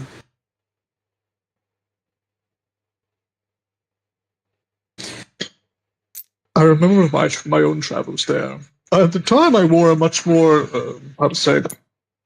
I like to disguise the fact of my otherwise deeply wizard affiliated headwear when I'm not when I'm not in overt. But at the time, when I was much younger and going through Kemri, I had the most ridiculously large, blatantly wizardly hat, and oh my goodness, I was a lifesaver. Talking a brim to that hat so wide it drooped down almost like a great brazier, like a bowl of a great brazier. So at some point you did look the part. Oh yes, before I realized that looking the part is actually more of a problem than not. But more as well. Well, I always somewhat knew that. I did care when I was young.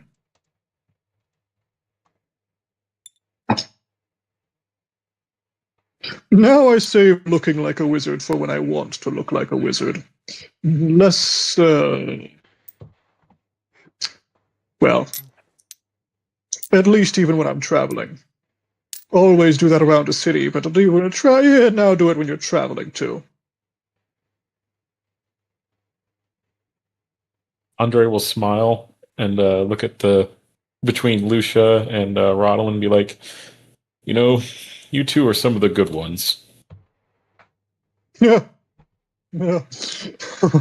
Much appreciated. Did you just assume that all witches and wizards are bad except for us?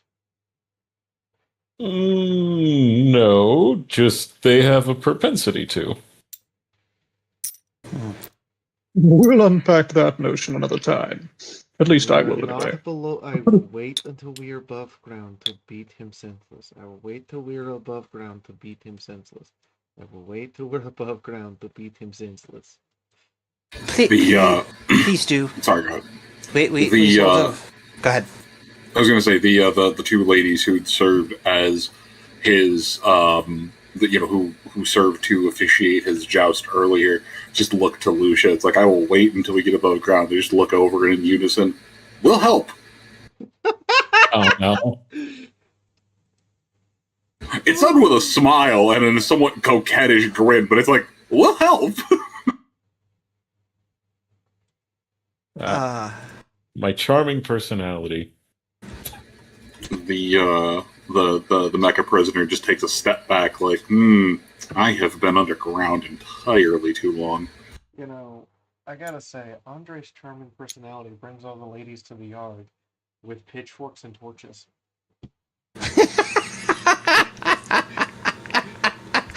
Ouch. Oh.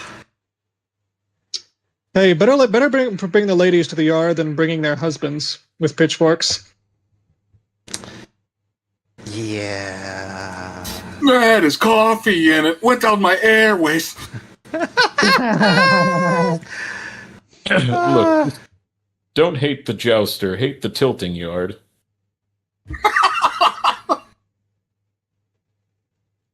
This is a hilariously specific and nerdy reference. I love it.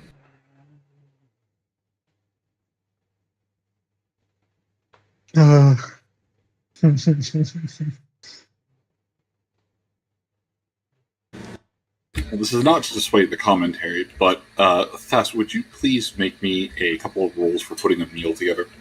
Oh, absolutely.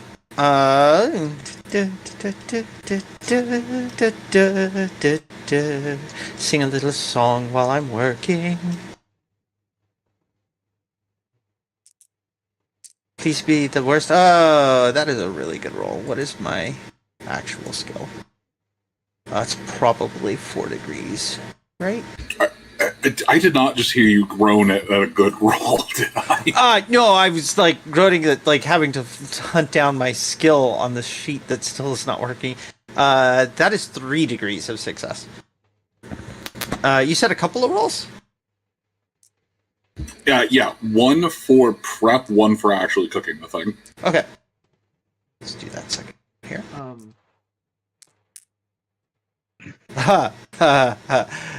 Okay, so a 30 and a 20.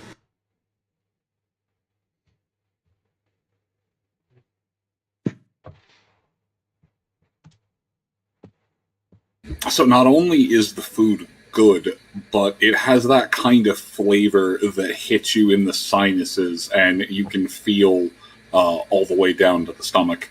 It's hearty, it's warm, it's cleansing and flavorful. There's also some spices from home that would have been shoved into Maury's packs. So, I'm trying to remember. There was... I just remembered something useful that I will save until you're done. No, I'm trying to remember. There were 2 particular ingredients I was thinking of that one of them was almost certainly here. And I seem to vaguely recall a small thing of cheese that Thess grabbed when first going through things, but I could be misremembering. There has been at least one instance of Skaven cheese being created if anyone was brave enough to grab some. Is it I believe we chunky? had a whole conversation about collecting it. Skaven No, cottage not cheese. for not for this dish. Not for this dish. With I extra will wait. pulp. I will wait. Hmm. I made a promise to somebody to make a dish that was better than the one I made them before. You know what? And- I will roll a D100. Sure thing. Give me a second. I mean, almost any cheese will work, but Swisses and Emmeltiers are best for this. Don't roll The 100. Get cream. I was gonna say the player isn't here, so it doesn't really matter. But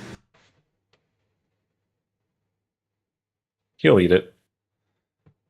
oh, I'm sure.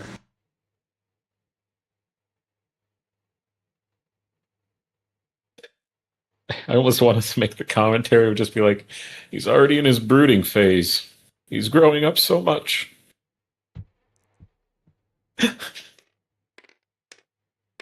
Oh, wait, which one? Referencing Oscar. Yeah. All right. Oh, fair enough. So it's not a proper Swiss. It's more of Rainier. But there's like a little 1 pound wedge that was a thin cut wedge, not a proper wheel wedge. Okay. But just a thin cut wedge shoved in and amongst a few things. Part of You the said reason it hid so well. I was gonna say you said a pound, right? Yeah. Okay, that's a lot of cheese, actually. Well, I was gonna say, think of the thin bricks that you can get in the store. It's just essentially two of those Okay. wide. Well, a bunch of it will be used for the meat pies then. But they're dig out my my camp skillet and dice up an onion. I mean, you essentially have to cut off like a quarter of it because it is just like salted rind at this point. But Yeah, that's fine. Like I said, a good chunk of it will be used. You don't need much for the thing that I'm cooking. So, but I should probably make rolls for it. Not that it matters too much, but I was going to say, I'll take one more roll for final preparation. And no, it does matter. no. I mean for the special fried onions and cheese dish, Oh, which Patty. is a separate thing. That is a 62, which is barely a success. Yay.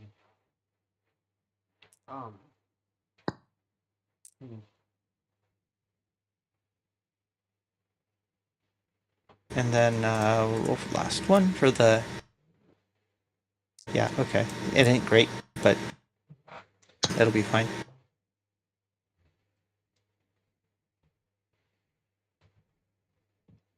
It's not the best thing she's ever cooked.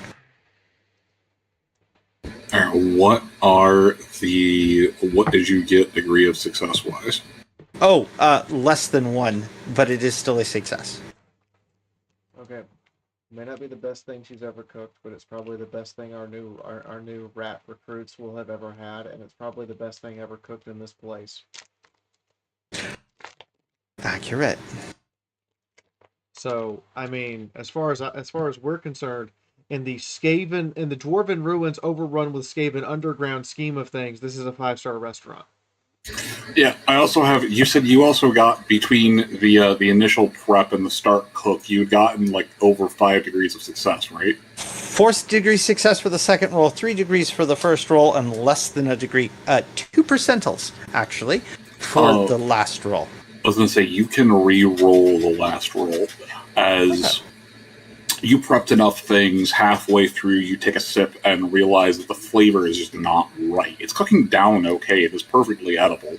And by that, I mean you cannot fail the re-roll. So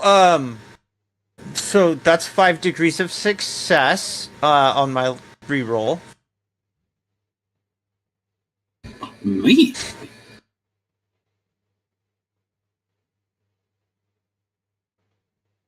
So that is a total of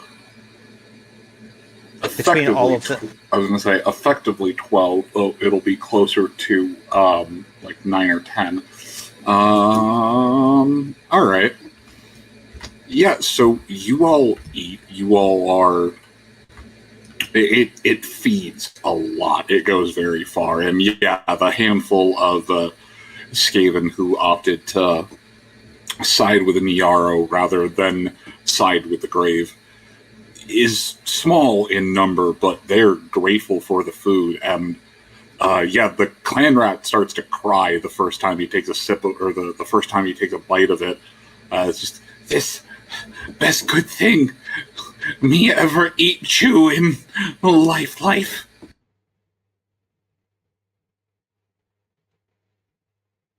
Well, it's not my best. I'm lacking a proper kitchen, but I suppose it's better than most things we've had down here.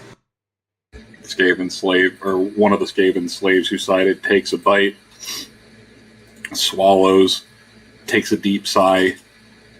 Me kill die after eat this? Me okay with that, but me want second bowl if me kill die after eat this. He changed sides, right? Yes. Like, he has no idea what's going on next, but it's just like, I don't know what's happening, but can I have more? If there are enough supplies for there to be more, sure. So you were essentially packed in just dry rations alone. There would have been enough for 3 large meals like this. Okay. And amongst things that you found, there is enough stuff to pad it out for 5 large meals like this, or essentially like 10 half rations. Yeah, okay. Then, yeah, there's probably access, because I don't see us being down here too much longer. I really hope not. I don't either. This is pretty much the last map because of just how big and sprawling I ended up making it. You know, you say you don't see us being down here for too much longer, when I have to remind you that just this first room has taken 5 weeks. So, okay. No, I mean, like, in game time. Like, okay, I don't... Fair. Like... Mm-hmm. For a rescue mission that was supposed to be relatively quick, we have been underground an awfully long time. I am sorry that I only learned by the point in time that it was too late that a teleportation and or magic like that is not exactly forbidden in this setting, but something that you only use if there are legitimately no better options. And death will just strengthen the enemy. Yeah. So this entire time I've been thinking, but it's okay, because they'll get to the bottom and they'll have a way to, get back to the surface of, what do you mean you all are terrified of it? Well, yeah. pity sprinkles. I mean, that's the thing about playing in a setting you're not I mean, okay. In my defense, I was just as unknowledgeable about the setting as you were when we started. It's more that I know there are enough instances of it that exist in setting in the world that I had just assumed, like, oh, this is probably some, hard ritual magic that's completely forgotten about. And what do you mean it has a 60% success rate of survival? Yeah. On a good day. Yeah. Oh. Yeah, Go ahead. I was just going to see, let's see, what is the phrase? The carefully laid plans of mice and men, something. Skaven and men. No, yeah. That's okay. So part of the I am drifting off of topic of the game. Part of the fun for me is having to deal with those shortcomings as a character, because like the difficulty is part of the challenge of playing in the setting. Does that make sense? Yeah. Okay. No, it's more just a like, aha, I've had this thing planned the whole time, and by the time I had learned about the intricacies of it, I'm like, oh, well, I guess it'll be there in case they decide it's worth the risk. Yeah. The butler with his magic rating 8 just stabilized it for a round. I mean, it's not even so much that, oh, hey, we can make it stable or not. It's the hey, something else has noticed you're doing a sustained thing and now it's interested in you. Like, Yeah.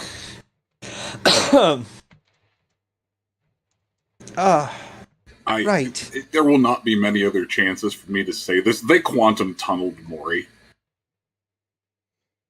Fuck. Yep.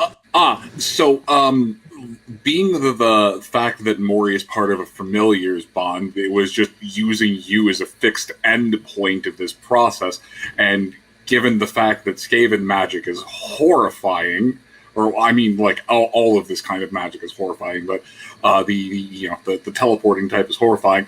Just used that as the opening thing, locked in on the position, and the easiest way I can think about this is like, well, they're not going to use those words, but yeah, no, that's basically quantum tunneling.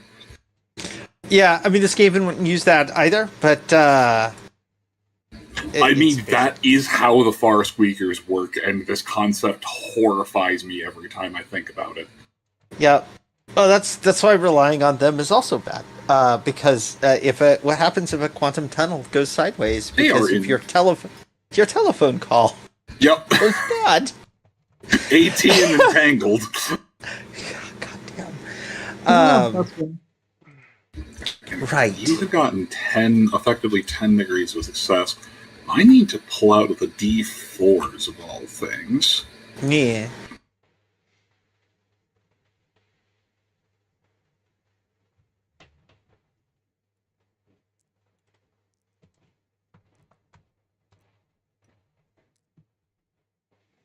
Well, no, actually, it was a 12 total, but yeah, we'll grab 3 D4s. Those don't.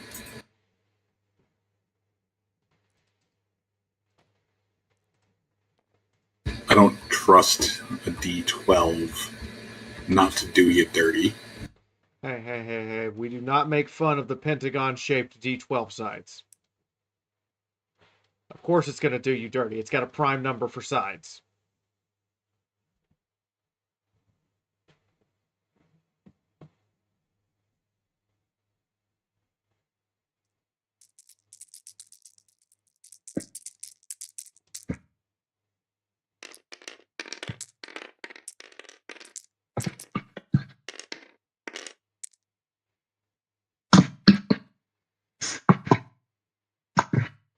Fucking 11.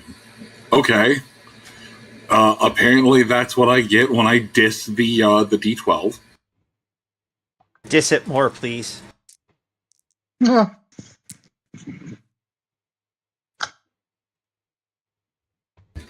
All right.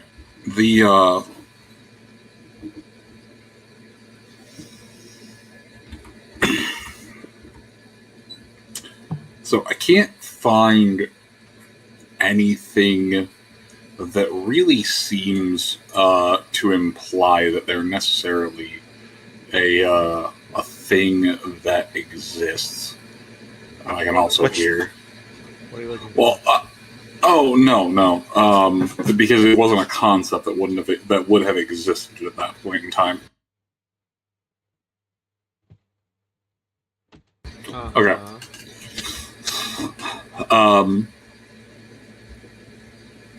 So the quality of the food, the time spent resting, the fact that none of you were really in a heavily wounded state. The food will recover you, or the food, the time spent resting, the meal, and largely just having a chance to sit, check yourself over, your gear over, get off your feet, will recover you all 5 wounds. Oh. So long as you are not heavily wounded.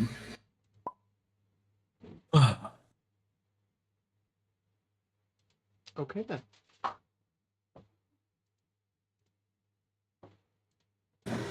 Ah.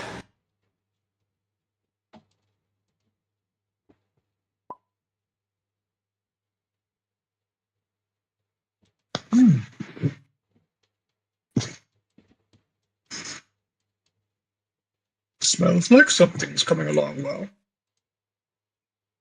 Maury over here looking. Simple. What was that thing? Said Maury over here looking spiffy. I mean, we weren't that wounded, fortunately, but this will also deal with our fatigue levels if we have any. Oh, yeah. Sitting down to reset that, this will essentially clear them out. The food, the drink, the quality of company. The body may still be tired, but having a chance to rest, it will rejuvenate it enough to go on. Yeah.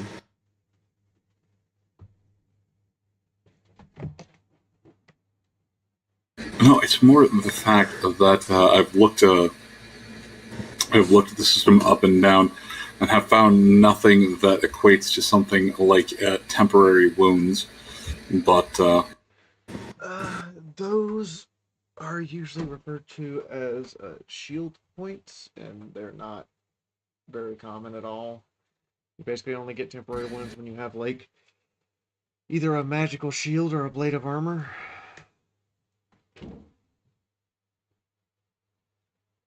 yeah, that is largely what I have been coming to notice. Yep. So, Lucia, are we, after this, we're going to your home country, yes? Thought we were hunting orcs first. We have to hunt down that damn cursed orc before I am allowed to return. Ice witches do not return at failure. You either succeed or you don't return at all. I kind of like that. I also have a promise to keep. Before, although it's like...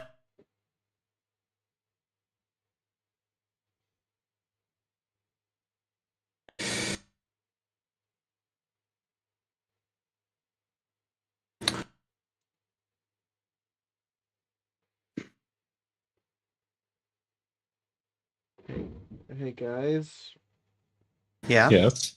remember the C4 conversation about half an hour ago? Yeah. I just read what Pony Chick posted. What's that?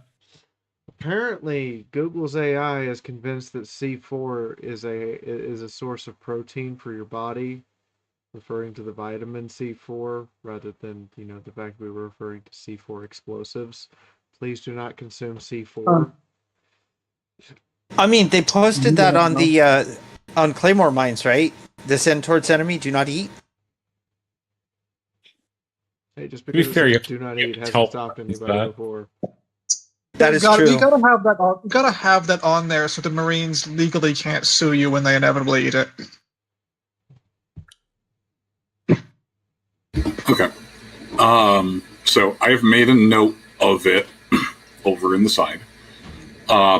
So it's the wound recovery, but that's largely just from having a chance to eat, allowing your body's natural healing to start going. Applying straight bandages to small wounds and such. I have a question. Is my stat drain, the last 2 points of it, does that recover? Yes. Okay, good. I am back at strength 40, finally. Yep. And having a chance to sit down, because you have, been essentially desanguinated and then have had to just regenerate everything from full, you have essentially purged the Skaven potion from your system. Oh, yes, I am feeling much more clear-headed. Oh, that's good to know. Yep. She's still a little quote-unquote loopy, but there are no stat penalties. Or stat bonuses. Yeah, no stat penalties or bonuses from the tincture. Yeah, that's just us. I was going to say, but the D12, the 11, is just going to apply essentially till you leave this place or rest again. An 11% bonus to all D100 tests. Ooh. Because there are just some times when there is nothing better than a fresh warm meal. Did you just turn it to 11 because you could? I mean, I rolled the D12 and it gave me 11, but yes, I turned it to 11.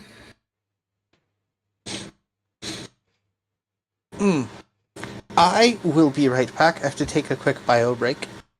But, stretch! So, does anyone else need to? Do we... Do I pause just- it for a second? Oh, okay. No. I mean, if we are going to, I could want to quickly grab a new bottle of water. Okay. Oh, no, I was just... Since one was stopping, I was checking with the others. If you want to grab water, that's fine. Though... Let's see, I need to make a few rolls for them, because they have been checking out the inside of this area.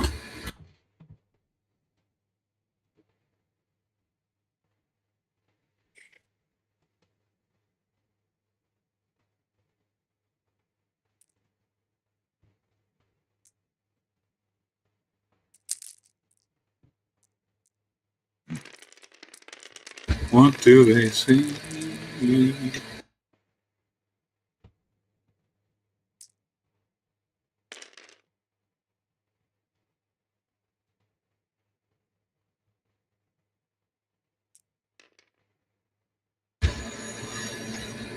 Oh, one of them finds it.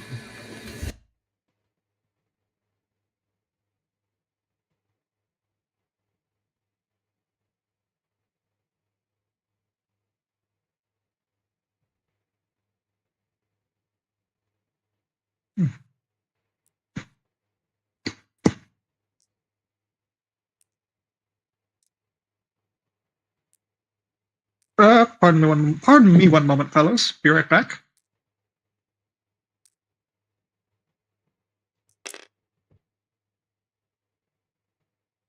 You still there, Moon? I am, and I can tell you that the Skaven have made progress. But yes, I am still here. What is up? Oh, not much. I was just wondering. I like talking to Niaro. Niaro enjoys Andre. He has such a strange way of thinking, but a somewhat familiar one too. He is occasionally conflicted towards Andre because he says things that sound like a Skaven, but Andre doesn't look like a Skaven.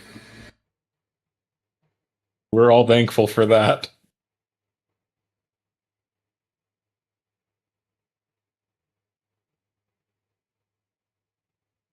There's part of me that's like, I should make Niaro's token bigger, but then I'm just like, but he's such a little guy. I love that about him.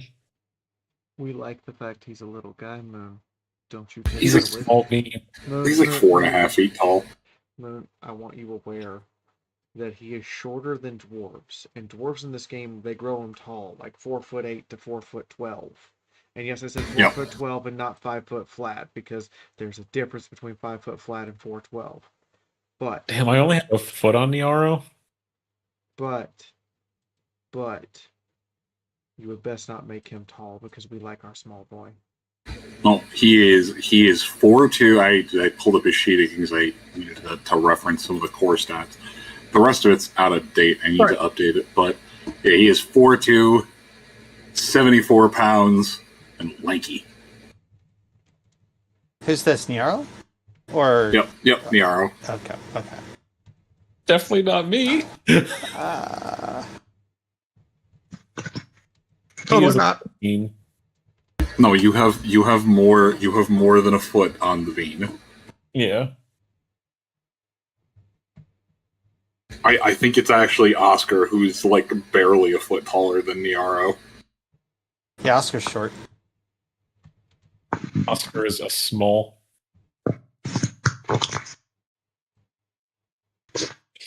H. Oscar.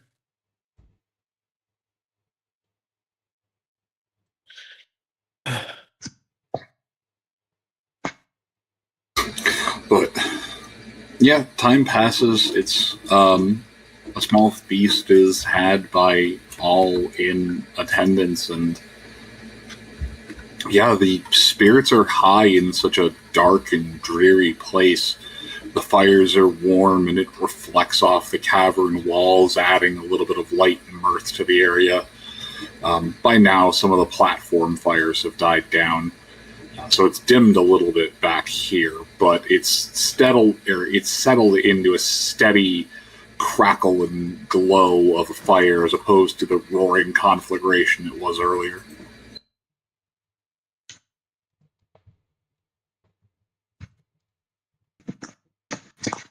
At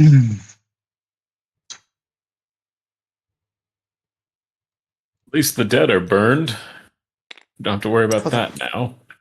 For the most part. Oh, sorry. There is one thing I was going to ask as part of this big old time passage. Since, get the presumption, now, I get the feeling, Rodlin with his future sight may or may not know more, but I get the feeling this is probably one of, if not the last sit down we're going to have before we get through the, before the end of this particular mission. Or at least till the climax of this mission. Would it be... That being said, would it be... how is Niaro... Is he attempting, otherwise I will encourage him to attempt to try to keep some of the golden glow up long enough that it might be able to help Thess? And if you can... He's been trying to he ate fast and set his food aside and has essentially been in meditation or something similar to it for the past half an hour. I actually need to make another check for him.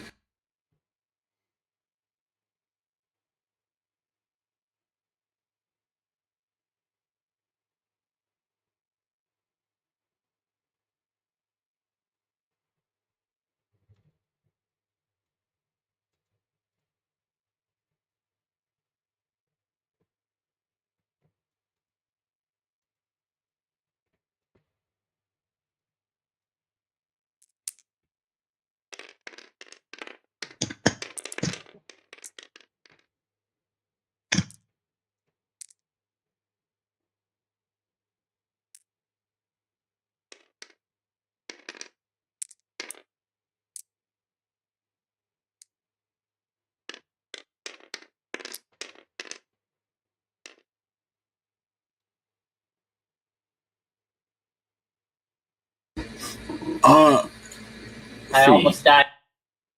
Yeah. I know that if you spend, or at least if you spend a get it, half it's almost. action channeling before casting something, it's a +3 on the test, correct?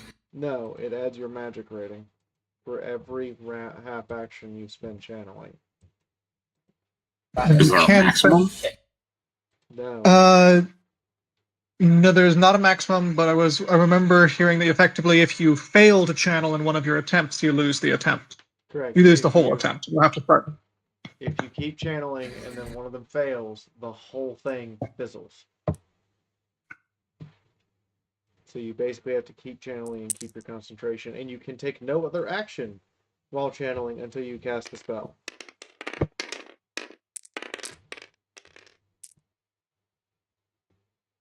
But if he does just keep succeeding, he can in fact just keep stacking his magic characteristic over and over and over again.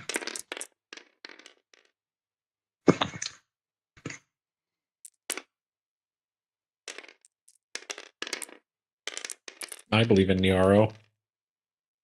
I believe.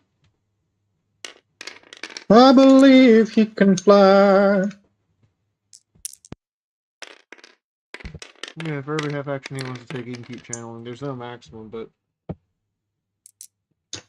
there also comes a point where you're probably definitely going to fail a channel test and it just not fire. Yeah. And it only adds your magic rating. So if your magic rating is 2, you're just adding 2 to your roll. It does, however, make it where your roll usually can't blow up. Your roll could still blow up in your face, but it reduces the odds because then you don't need to roll as many dice when you have, more magic power already gathered. Oh, okay. That's kind of interesting. Well, I like that. Well, like if the thing I need for a spell is 18, I would probably need to throw all 3 dice to have a good chance of getting the 18. But if I channel for 3 half actions, I only need a 9 now, so I can throw 2 dice, and the average of 2d10 is a 9. If I channel for 5 rounds, I can throw 1 die, so long as I don't roll a 1 or a 2, it's going to go through, and then I have no chance of causing a magical problem. Yeah, this is the way sort of around bad magic areas. Be slow. Be cautious. Yep.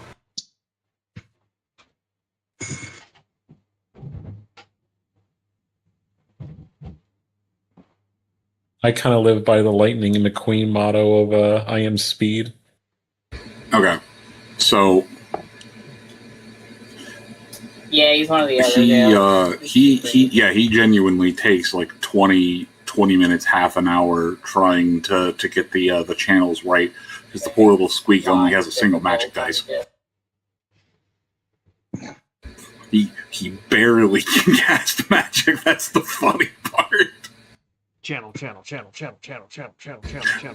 Yeah, no, he's either like, I need channel or ingredient. It's just enough to make his hammer glow, and he's just like, oh, I make hammer glow. But yeah, after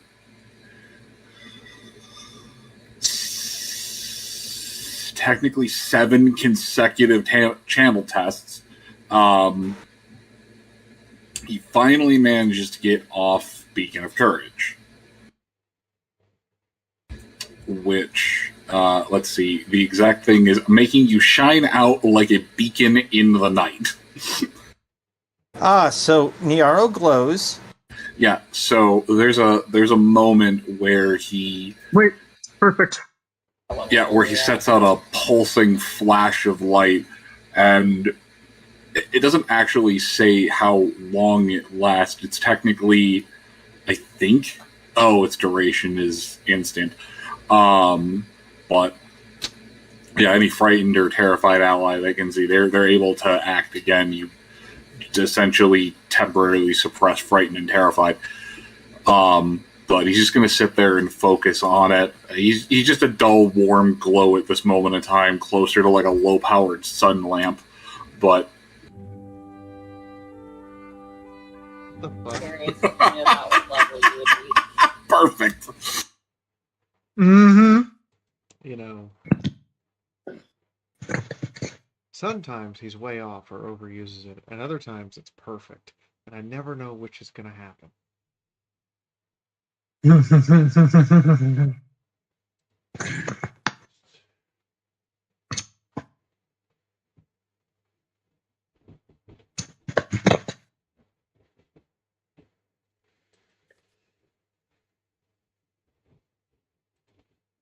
Something, the duality of man.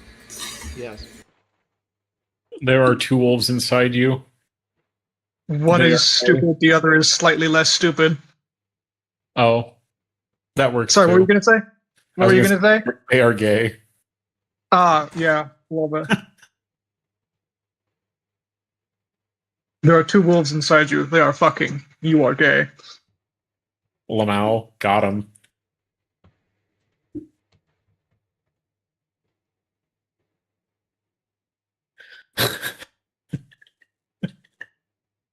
I need to find better light source tokens.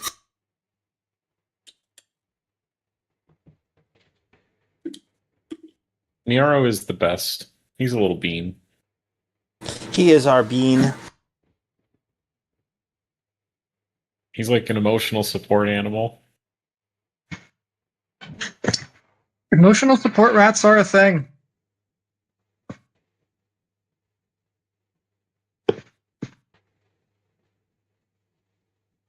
He's the he's a conditional mascot because I gotta say there are two potential mascots in this group. There's little cute knight in armor, and then there is Big Bear. Little cute rat in armor. I mean, I was gonna say, moi. I mean, could be talking about Sword or Board too. The closest thing to a Skaven Knight that Tess has ever seen. very true.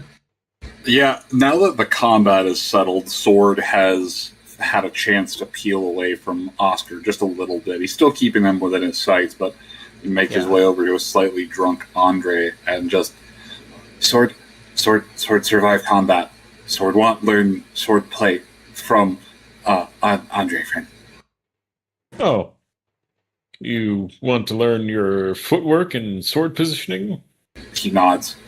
Try to learn technique from Thess, but less footwork, and more make sure stance stable. Stab repeatedly till opponents stop breathe.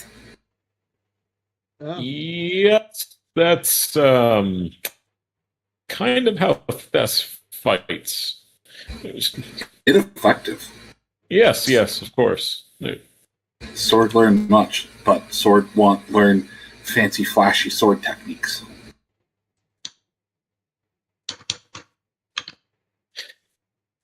If this were anyone, I was just going to say, if this were anyone else, this would sound like you were getting shit talked. Yeah. I mean, Thess is not great with the sword. Like, she knows it.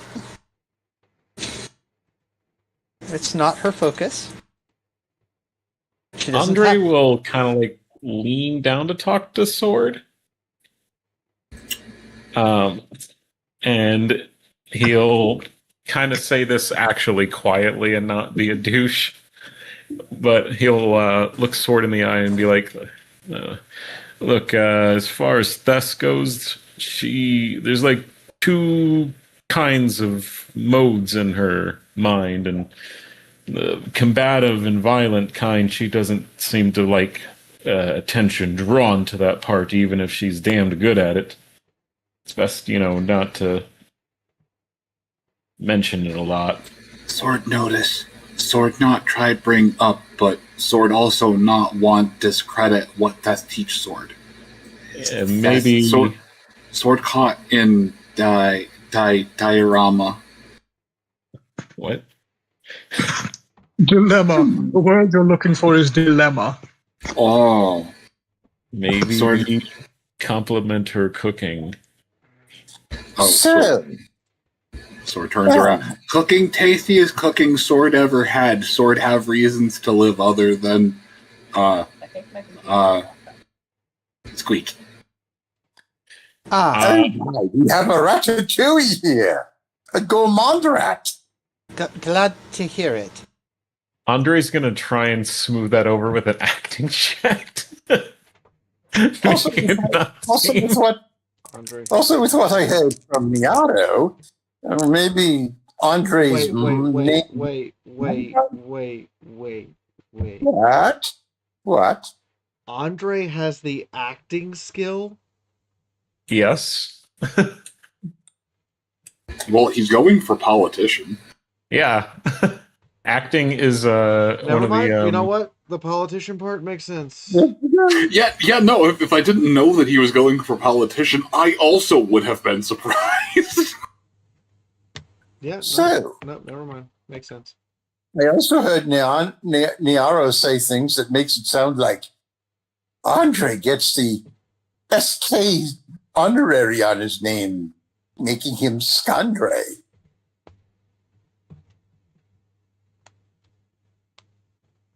I think I'd rather be a dwarf.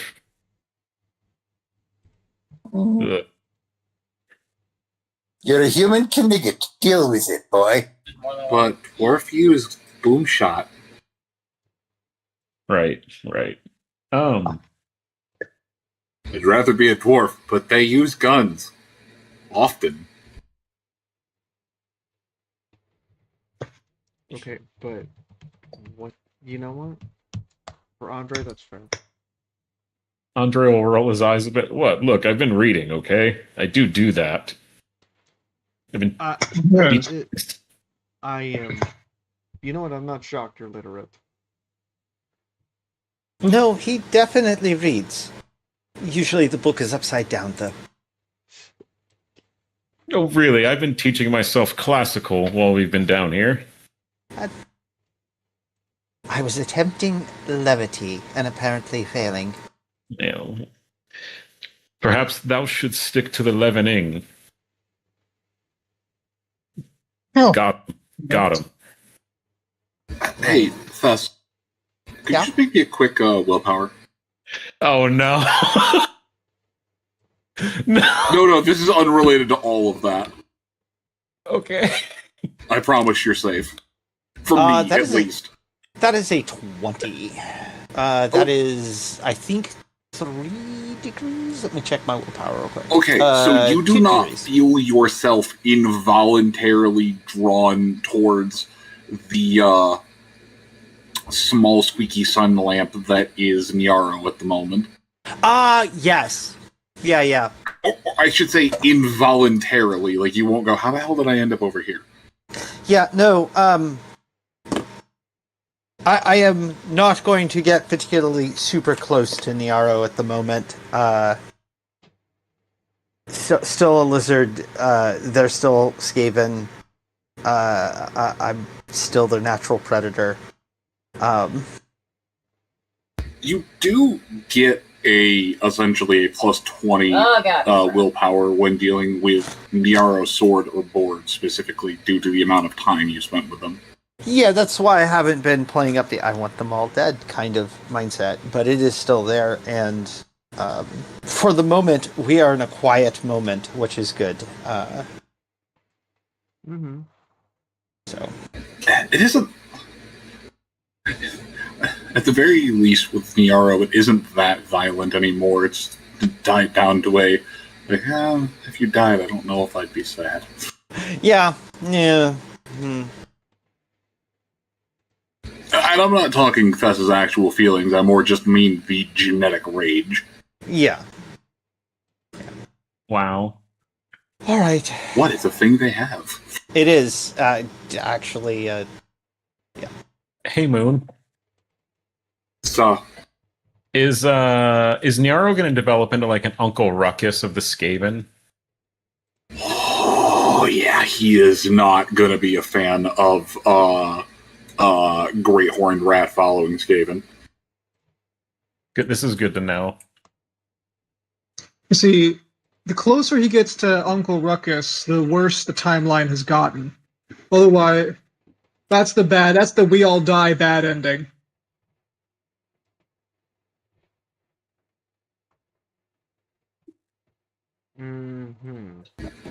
Well, But the good ending is basically the same, except he's more composed. so it would be from the time that they left. It would be maybe a grand total of about 7 hours of resting, of recuperating. By now, Nyaro. Oh, that's a 9. By now, Nyaro is no longer glowing like a small torch. Okay.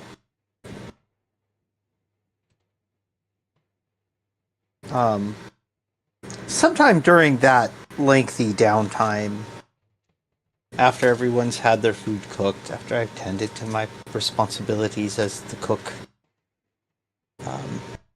and soaked up sunlight. I mean, it's still not as good as real sunlight, but... The sunlight at home. Yeah, we do. It's called not being in a Skaven hole in the ground. We have sunlight at home. The sunlight at home. The sunlight at home is a it's a heat lamp for a lizard. Your sunlight at home is a 4-foot tall rat. Man, in a I religious didn't expect COVID lockdown lamp memes to be coming back, but here we are. lamp. The lamp. Lamp. Oh. All right. Yeah, bring back lamp. Did I? Oh no, that's why. Okay. I wish I had better sound bites on here. Ah, you're good.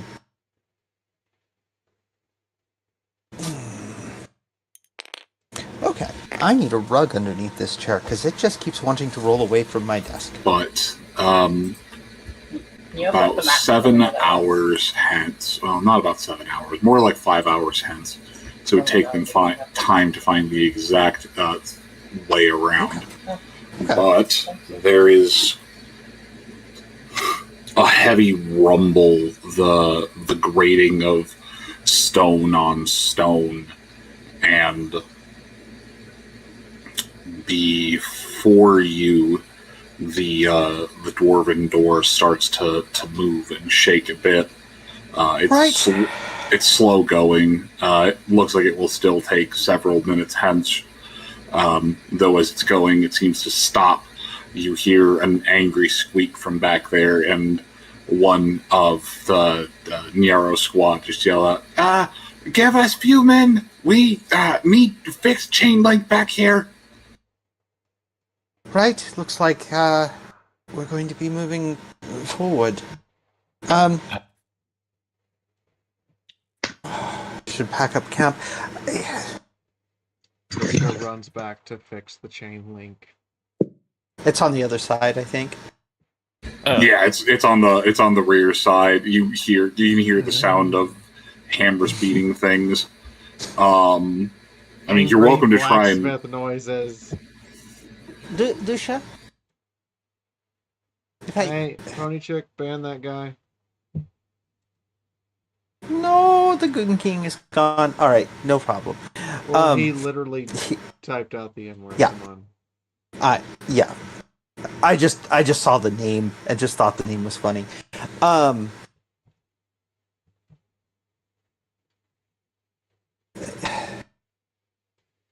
It's going to be a few moments. We should get ready to move forward.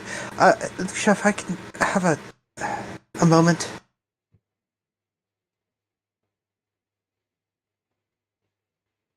Hello?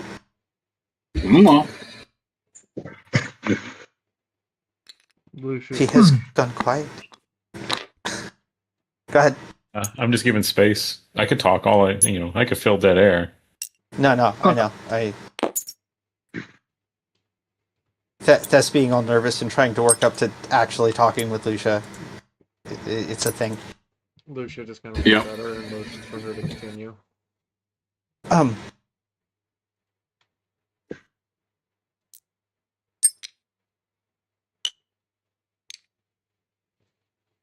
I'm sorry I lashed out at you. I shouldn't have.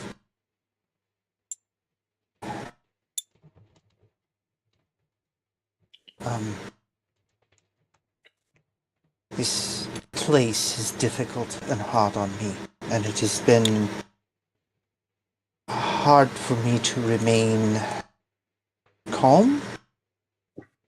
That is perhaps the best word for it. This. I made a mistake. You're allowed to be mad. We all make mistakes. We wouldn't be down here in this precise situation if I hadn't made one of my own. Wait, I thought everything was going well. It has been, but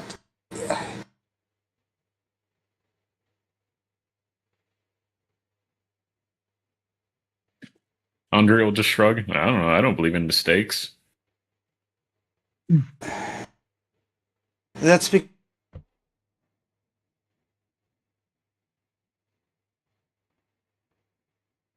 Think that mistakes exist.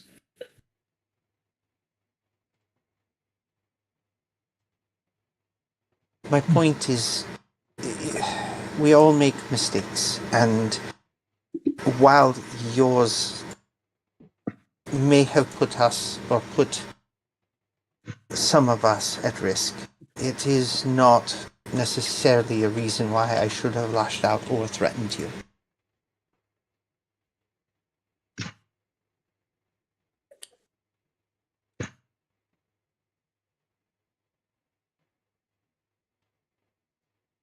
Ooh. Talking to Lucia? Okay, but you understand I'm not upset. I can barely hear you, P. You understand I'm not upset. You yelled at me about it. I agreed I made mistake. We fix problem in future. No one died immediately, so no need to dwell on it. Yeah. All right. I am not mad at you for yelling, for being mad at me. That what you did was fine. You didn't hit me, so technically you didn't cross line.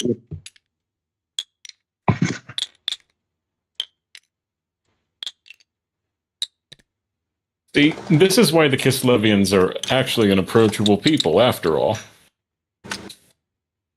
Note the self, beat him harder.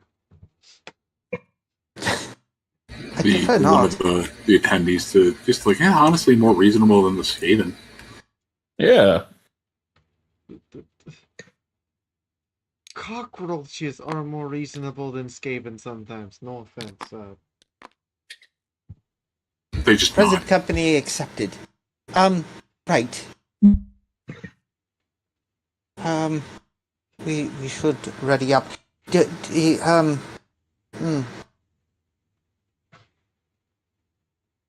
Does anyone need anything to prepare before that door opens? And we probably have another very long combat ahead of us.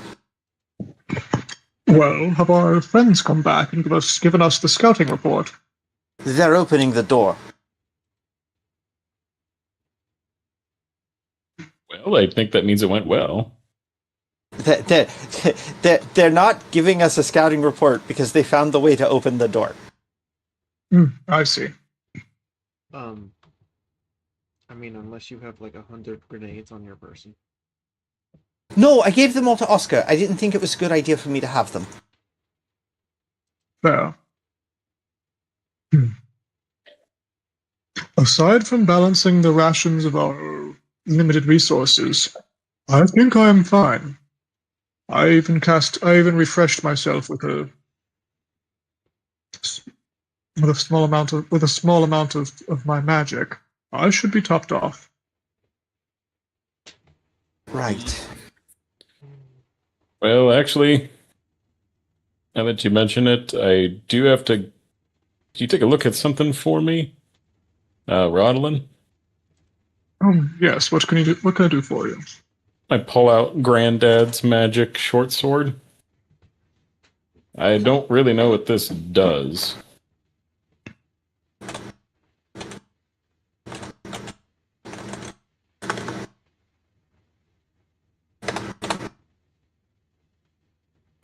I see.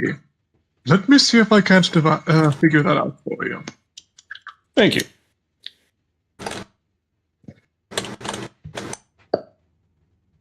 Which one was that? The one you gave me when in the treasure pile. Or no, wait. It was on the hip of Granddad, but it was a short sword. Yes, I remember. Did not look at it. Forgot to. Didn't have a chance since then.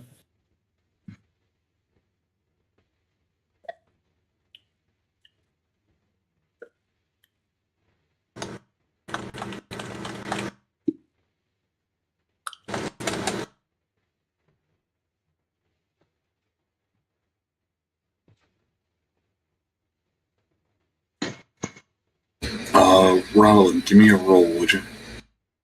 I did. Preemptively rolled in the chat, and I got me a 7.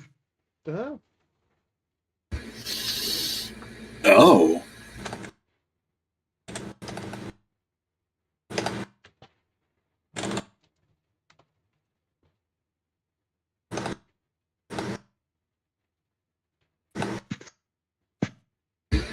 Well, as you take a moment to once over the weapon, Rodolin, the first thing you're able to deduce is that it seems to be a bluish steel of sorts, but it's hard and well made, clearly magically reinforced.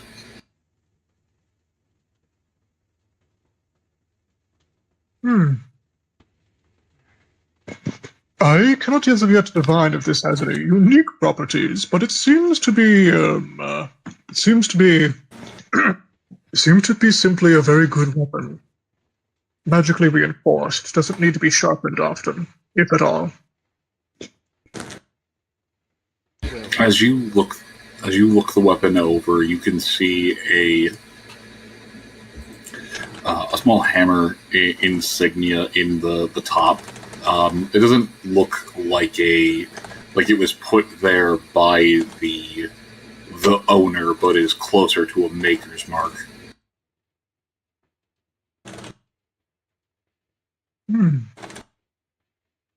What is it, Gromrule? It is not.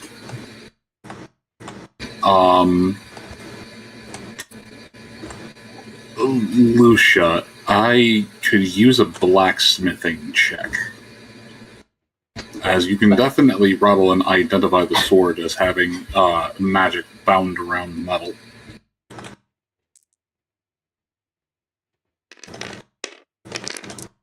I like how I did that, and my 3D perspective is off, so it threw one dice in and one. There we go. Okay. You need a blacksmithing check? Mm-hmm. How's it tube identify a striking? maker's mark. Oh. Like the sweet spot on a piece of steel.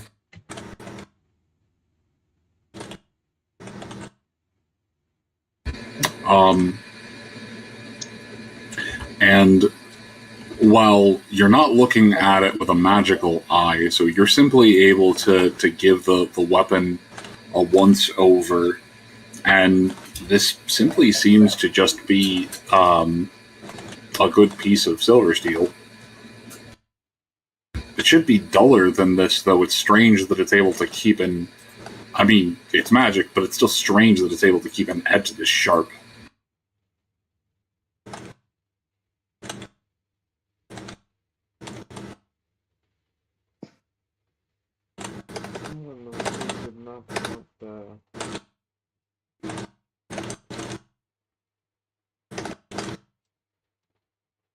Did wanted this to be able to kill long after they were dead.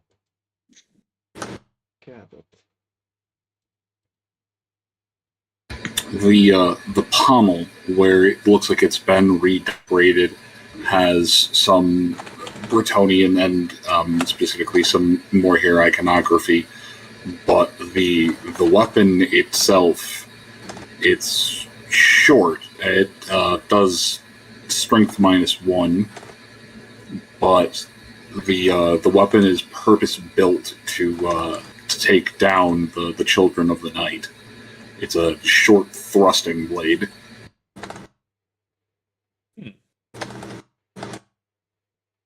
A vampire wielding an anti-vampire weapon. Well, I suppose they have their own internal politics. Look. Our enemies are as backstabby as each other. I have nothing else to say. That they will kill each other for power. It is the one difference between us and them. We tend to frown upon killing your superior to get his position. In fact, a forward frontal assault like we're doing is so strange to their minds that look at how much progress we made. They were probably expecting 3 different kinds of ambush and betrayal.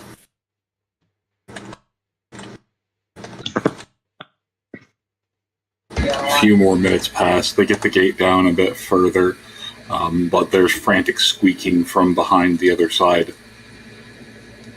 It's open as it is now. That is reminiscent of the gate. But you hear a frantic panic squeaking from the lot of them. We, Lucia Hammer, come, need help, come Tong Bend. Go ahead. I'll get everyone moving. Lucia walks over, pulls out a hammer and Great. a pair of tongs, and immediately just starts bending the metal like it's nothing. Yep, I'm sure Oscar would help us over. But It was hilarious. hang on, I am going to move you into position. I assume horse position.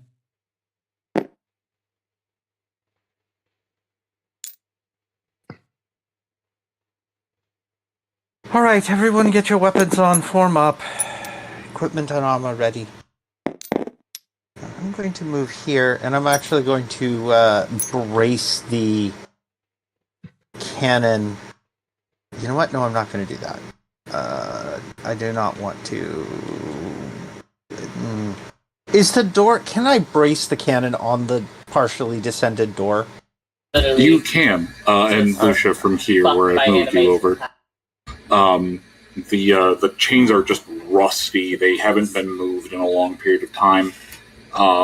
Given the piles of flaked off rust and bits of broken chain, it looks like when you all arrived and the Skaven closed the door. It was probably one of the first times it's been closed in several years.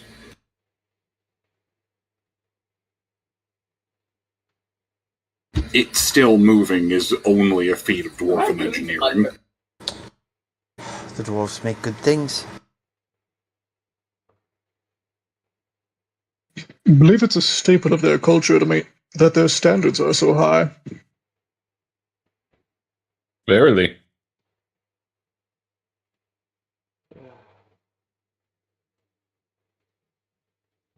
The Skaven just take from the things other cultures make. They don't actually make their own things half the time. And the times This they is do true. And the times they do make their own things, it's definitely noticeable that they're the ones who made it. Because there is no attempt to ensure the operator survives. Why ensure live survive? We have more bunch. Slowly turns her head. Because Yes, but because experience is irreplaceable. Yes. That's why the old ones made certain that, well, at least the Soros would live forever. And no doubt, also the Grail Knights.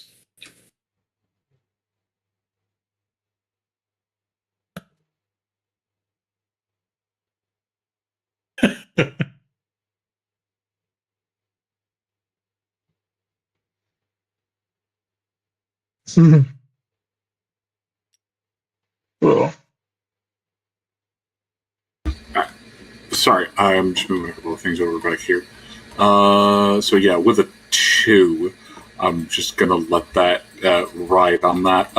It takes a few minutes of banging the chain, smacking a few of the pieces back into place, getting the calipers working again.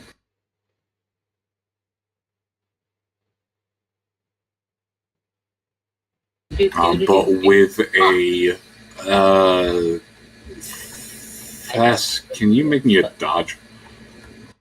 Yeah. So you can take a plus 20 on this. Please do not roll poorly. I would hate to lose the... All super 4. That is a successful dodge normally, so I think I am fine. There's a 51 out of a dodge of 60, I think. But with the plus bonus to it, it's fine. So as Lucia gets the last chain link smacked back into place, the last spot where it's catching on the rung, the door seems to shudder once, shudder twice, and then fall about 3 meters straight into the earth. Oh. Well, that was sudden. Yeah. Indeed.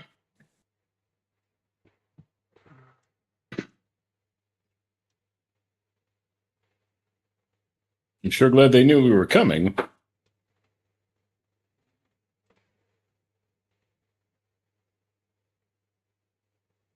There's a cloud of dust that's kicked up. But in the next room, you all see nothing. There are All of the shit. Skaven tracks that have made their way back and forth in here, but this room seems abandoned, left alone. Almost, there's traces and markings, marks of the great horned rat painted hither and yon, but almost as if to try and sanctify or ward off this place. Lucia looks at all this. It's a trap. Either a trap. Real quick, Moon. I have a question. Seeing as how I have seen another Dawi temple that the Skaven had issues with, does this have a lot of the same iconography? It does. It has a lot of similar things that they've tried to deface, similar things they've tried to paint over. Though this one you can see from where you are what appears to be mounds and mounds of skeletal remains of just multiple fallen. It's impossible to discern what they are from here, just piles and piles of bones. This is a temple. A larger temple, not a shrine. I'm gonna keeping the cannon at least at a very slow crank, actually, but still moving forward. The Skaven don't like these places. I've found one before when I was sneaking around.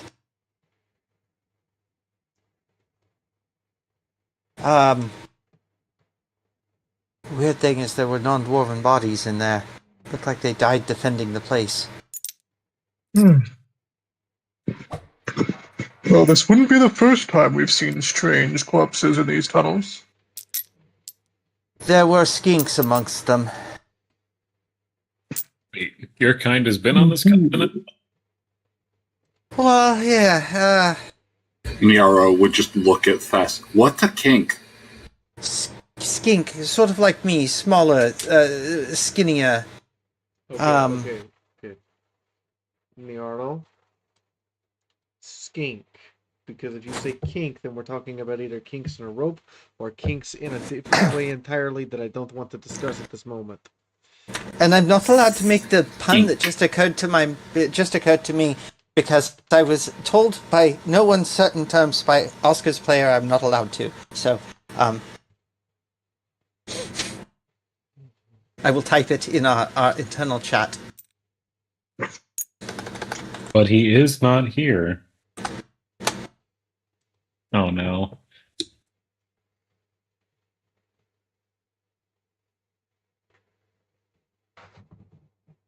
Jesus. I was told very specifically I could not make I could not make that pun. That's a good one. That was great. One.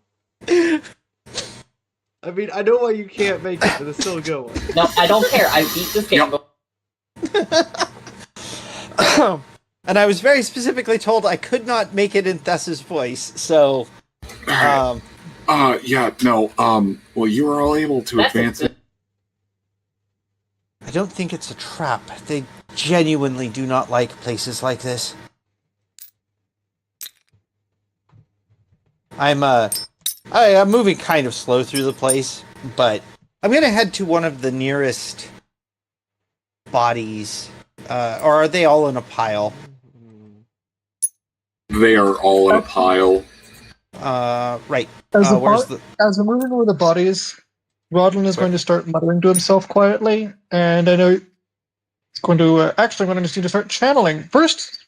Quick sense magic. Then I'm going to do channeling for something. Okay. Where is where's the bodies and be. I need a ping. Give me the ping. I see no body pile.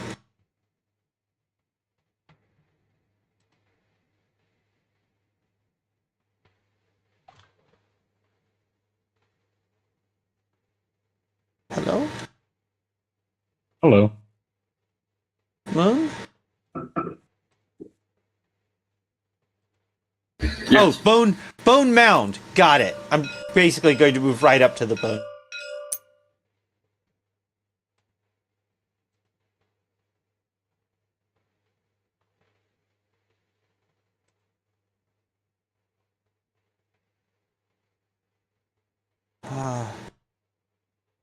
I suppose I should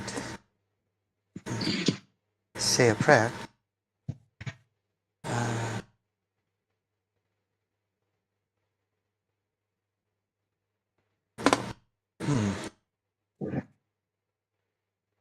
Rest in peace, all of you.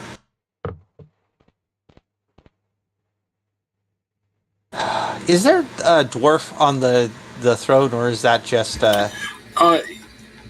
Yeah, you find a dead dwarf that's seated on the throne. It looks like they were shot or stabbed through, but they never got a chance to even grasp their weapon. Okay. Forgive me for stepping upon you, fallen warriors.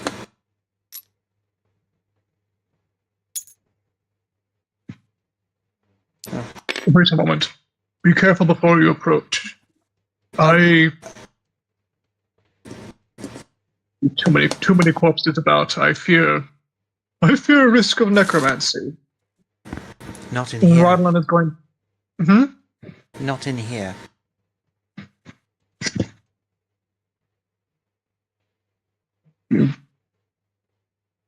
Rodland will keep a cautious.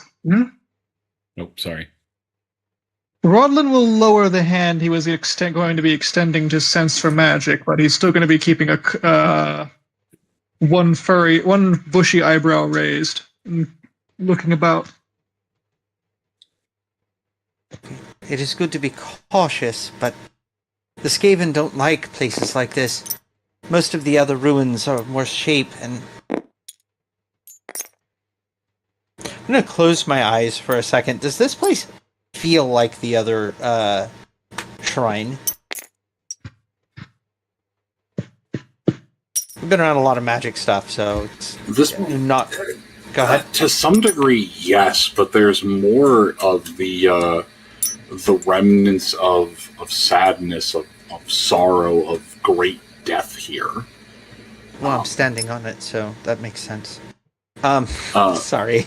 give me perception. Sure. I know I have a good perception roll. I have a decent perception roll, not a great perception roll. Okay, never mind it. But I am definitely taking a moment to just listen to the place and feel the place out. Vibe check. That is a 2 degrees of success on my perception roll. Well, aside from the fact that a great amount of death happened here, the piled-in bones contain all manner of skulls, all manner of shapes. It seems that regardless of who participated in the sides, the fallen were all thrown here. A few notable remains stick out, thrown on top, perhaps in something of true reverie, perhaps in something of mock reverie, but regardless, they were still tossed on top as an afterthought.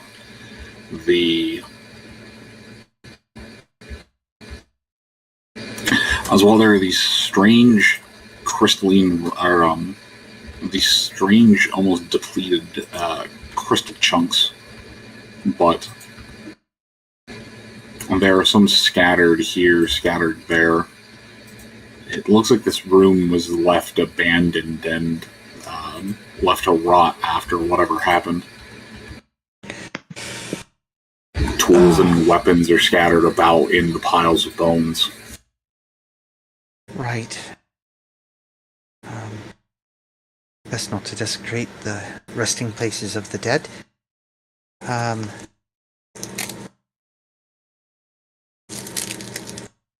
You must have been either a priest, looking towards the dwarf sitting up there.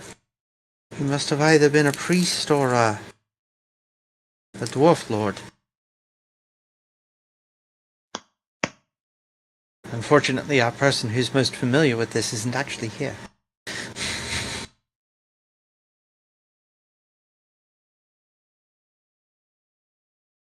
Well, you will have a proper chance to investigate this next session. But from here, though, you at least passed your degree of success, which was the main thing I was checking for. From here, you can see what appears to be a door on either side of the room. One has been broken through and seems to have very clear passage of Skaven trail around it. The other, however, is so far into use that roots have grown across it.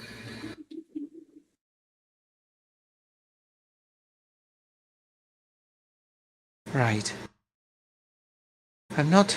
Don't generally like leaving passageways behind us that I can't open. I do have a comment. Yes. The censorship has caused the skeleton on the throne from this angle to resemble a temple worshipping a dead Dr. Robotnik. This is amazing. Well, right. I believe the Skaven went through the broken through door over there. Perhaps. He caught Almost that certainly. shot for our sins. The other door, if it had been used, there would be more likely, more recent Skaven sign. I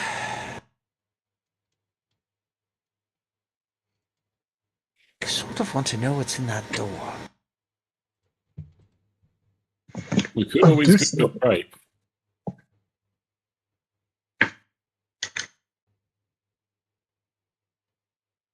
That's a question for us.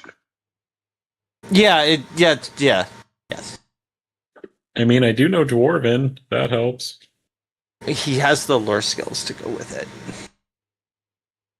True. Well, let me put it this way. Would any of you like to explore this room or just I definitely want to explore the room. So let me get some perception checks all around, because this is a large space and it will take some time to properly explore.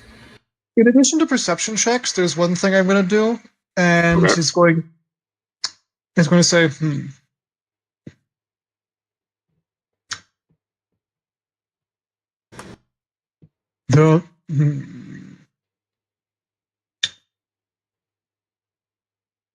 Yes.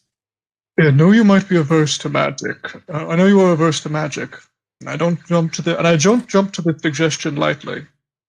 But there is a spell I believe might be of very, very big significance for this room and for rooms like this in particular.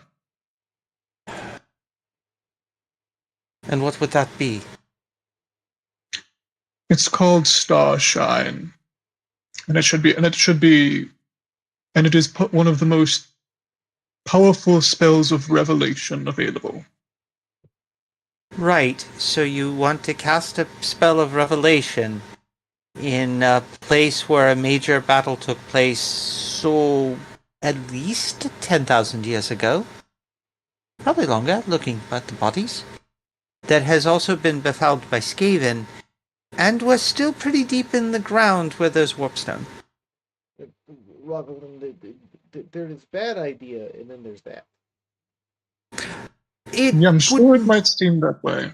But first off, sensing magic has this. Have we re-entered? What is the funkiness of the local magic? Welcome to Funky Town. So, yeah, that's really a question for Moon. But from what I understood before, the shrine that Thess found was a place of peace. A little bit, actually, would have been a great place to set up camp. Yeah, this is actually a similar one. There is the feeling fades as you go closer towards the broken door, but yeah, as macabre as it is, near the shrine, or not the shrine, near the throne with the dead dwarf, the braziers that seem to burn with. There's a little smoke. It's not nearly as much as being depicted, but the braziers that burn with a runic fire. The area around there seems to be rather safe and peaceful feeling.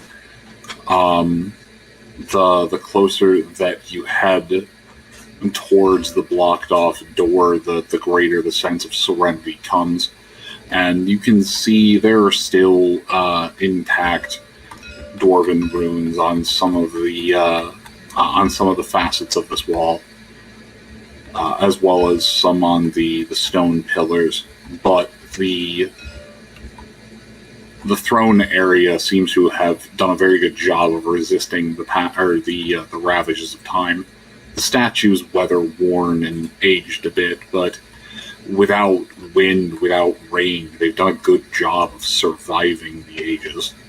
Yeah, there's definitely magic here. The peaceful feelings. Mm-hmm. If there was ever a place to cast such a spell, it would be here. But given that I believe that there is divine magic here, I wouldn't recommend. We don't want to anger whoever our host might be. You don't just make an offer. That would be my thinking. I believe in offering in prior to this, because one of the many reasons why I believe this, why I wish to cast this spell, is because places like this often have things, well, there's a high likelihood of here, there are things yet hidden that may yet deserve a better fate than being surrounded by corpses or even passively.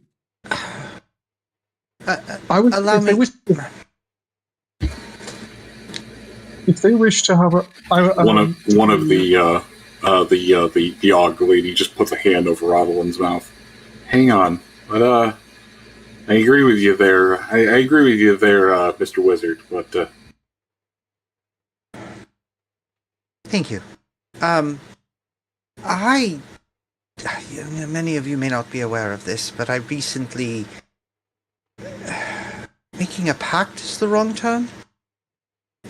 Made an agreement with Verena. Allow me to see if she may offer any insight in this place. Please. I knew something was better with you recently. It seemed to be the right decision at the time. And I will kneel and take out that same blade that I swore my oath on so long ago. It feels like it's so long. It's only been a week. Less than a week. And I didn't write down the translation to this particular phrase, but I will ad-lib it. Verena, Lavnin Gulin Tama, Lavnin Gulin Estelle. And I will send a essentially I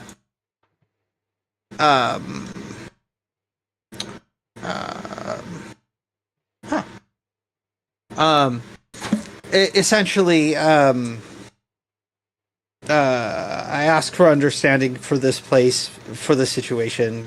Grant me your wisdom, yada, yada, yada, yada. I was going to say, make me a casting roll real quick, and the the one who put a hand over Rodelyn's mouth just scritches for a moment around the beard, looks over to him, moving the hand away. Your beard is unreasonably soft. What do you do for it? That would nominally be a successful casting roll, but only by a degree. Given I'm not... technically, I'm praying and not casting, but yes. Well, much of it's a secret, but I can tell you it's did a lot of proper maintenance. Here, I'll whisper the ingredient. Okay. Doodle? Yeah. I need you to make me a toughness check for Thess with a -10 penalty. Fuck! Okay. What is my toughness? Not great. I haven't spent any points on it. Your toughness Weenie Hut Jr. This is going to hurt. Yeah, it's going to hurt. That is 2 degrees of failure. However, given the time, I will spend my fate point on a reroll for that. Aha! That is, you said -10? Yes. That makes it even on. With the -10.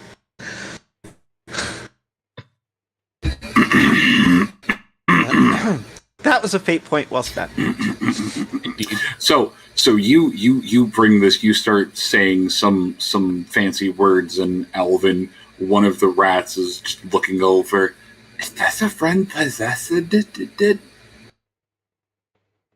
But she finishes going through the incantation, and you all would see a buffet of wind around the torches near Thess as something moves.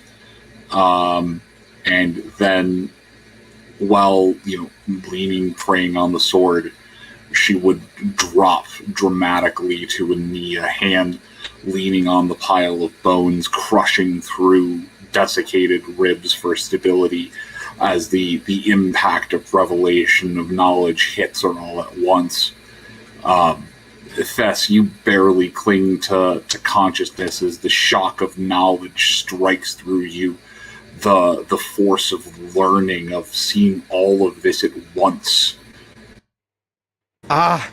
Knowledge, what a rush! The problem of knowledge from a timeless being is they seem to forget that you need to trickle feed these things to mortal brains, so your mind is shunted through with information.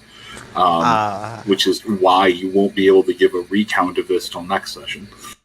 That's perfectly fine. Yeah, the goddess of knowledge. She's gonna have to learn that I'm not an old one. I'm not a slan. I can't do this. Take a look. It's in a book. 'Cause I'm Verena. God damn it. Oh, really, I wrote down this thing and I did not do the translation. Lavningulin Tama. I must have pulled it from stuff I already knew. When sharing headspace with the divine, it's a good practice to get a safe word. Do you honestly believe the divine obey safe words? I mean, don't yours? No, Verena. So Verena decided I was hers when I made my deal because I rolled a 0-1. Zeus exists. She leans forward towards Andre. Your lady doesn't even ask consent of her enchantresses.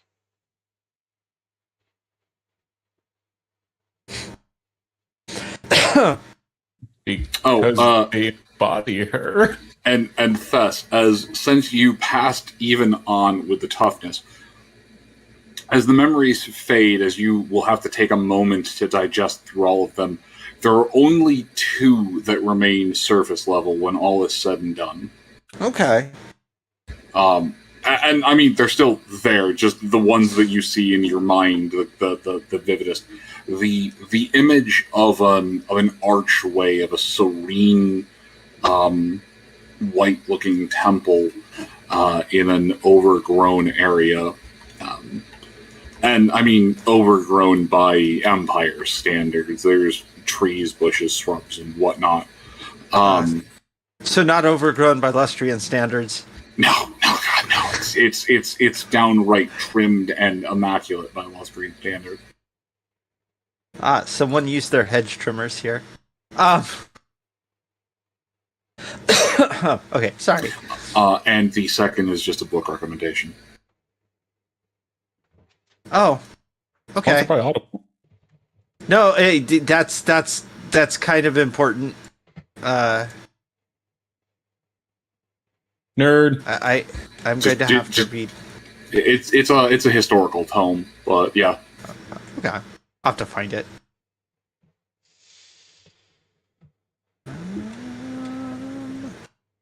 Ooh, hey. Oh, and while you're here, here's something from my scrapbook, and here's the Book of the Month Club. Yeah. Goddess of knowledge, justice, and I forget what the third aspect of her is. But yeah, so Thess is going to be a little out of it for a bit. There's a nice bright flare across all my scales. Yeah, I light up. You know, the image that you saw of the area while being, bright and illuminated by sunlight, it did have the sensation of being outside in the sun for a moment. So it was that. That's good. So, you're warm. Yeah. That's why they call it enlightenment. That is definitely sort of what just happened. Listen, you have made a character who one of their material rewards can just be, and you get time in the sun lamp. That's just true. Is this going to make branded enlightenments? Jesus. That just send you on a lizard trip? We could. Just sends you right to the old ones? I don't know if the old ones would appreciate that.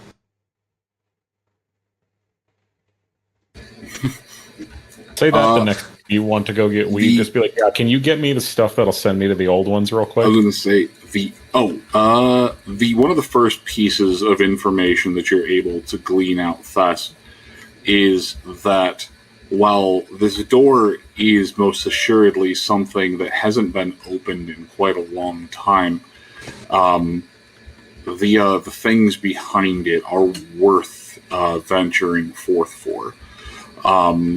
However, they shall not make or break thine path to the destination. Okay.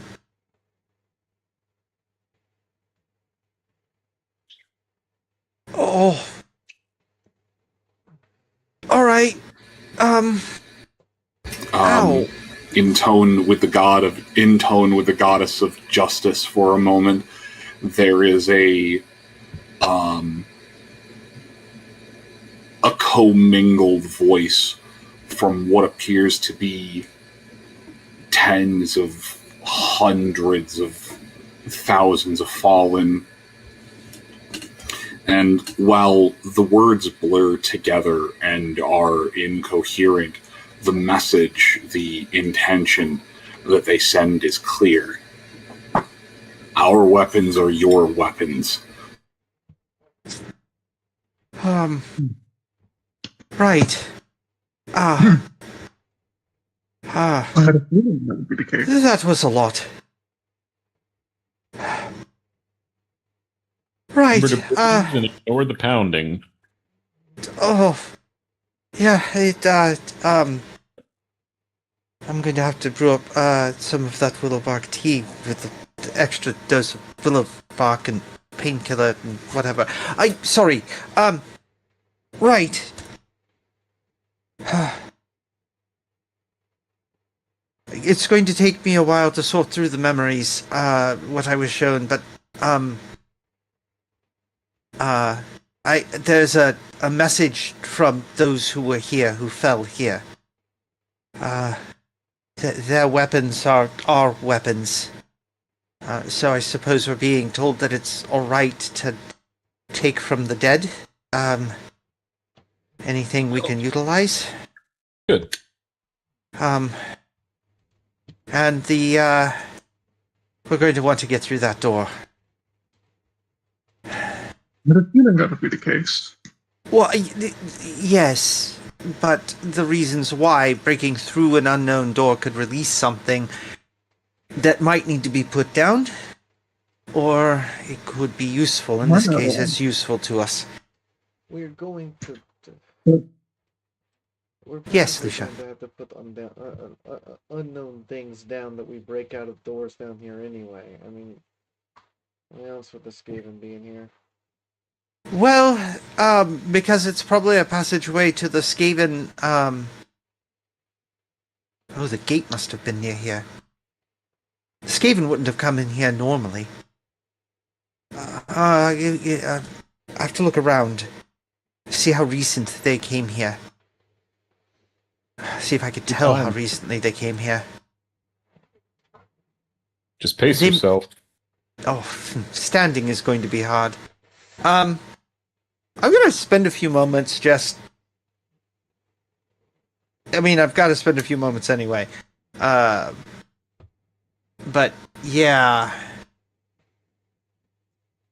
Why am I getting boobs? Oh, that's why. So, if you would like to see if there are weapons, here, actually, I'm going to be in need of something,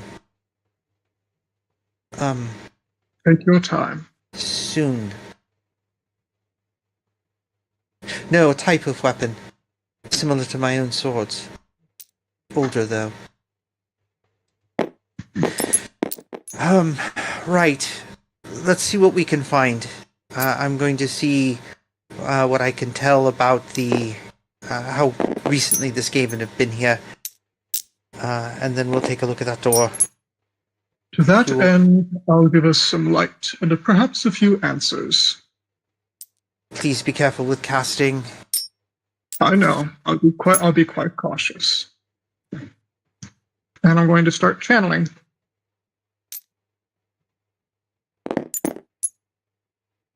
One successful channel. 2 successful channel on exactly the same number. That is successful channel, but barely.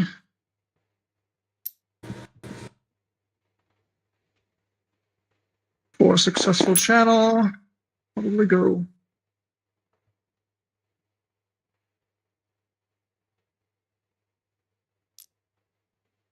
Five successful channel, not going to push my luck any more than that.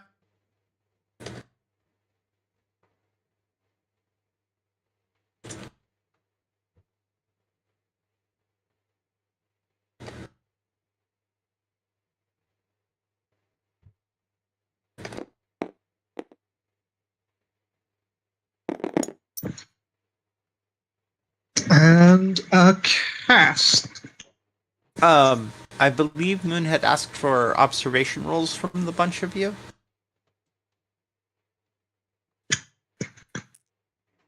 Just as a reminder.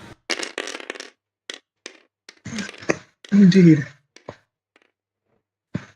I'll roll that really quickly thereafter. Natural 100. I'm sorry. 81. I know exactly what you notice. Oh, and by the way, Okay. I'm my token. Oh, there you go. You let it for a second. My token was stuck in the door.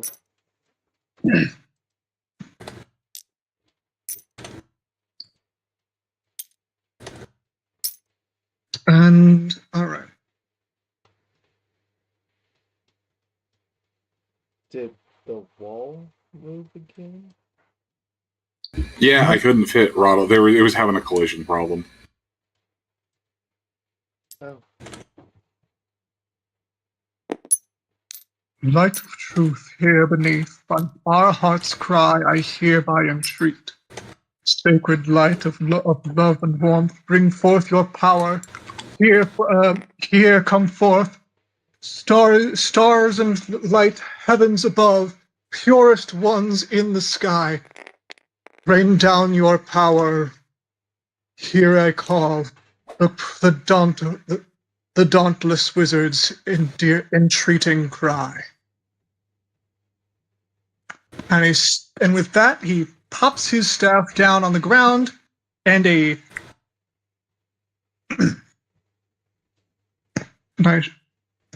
cast Starshine. A whole lot of light begins filling the room as effectively one by one the campy-looking silly stars on his outfit slowly swirl into more photorealistic stars, and then proceed to lift off of his garments and fill the room in a 48-yard radius around him. Within this place, as if as a microcosm of the heavens above spread out, all darkness, magical or non-magical, is banished. Anything invisible is made visible. Anything hidden is revealed. Anything disguised is exposed, and secret areas, doors, chambers, vaults, and the like, etc., are revealed.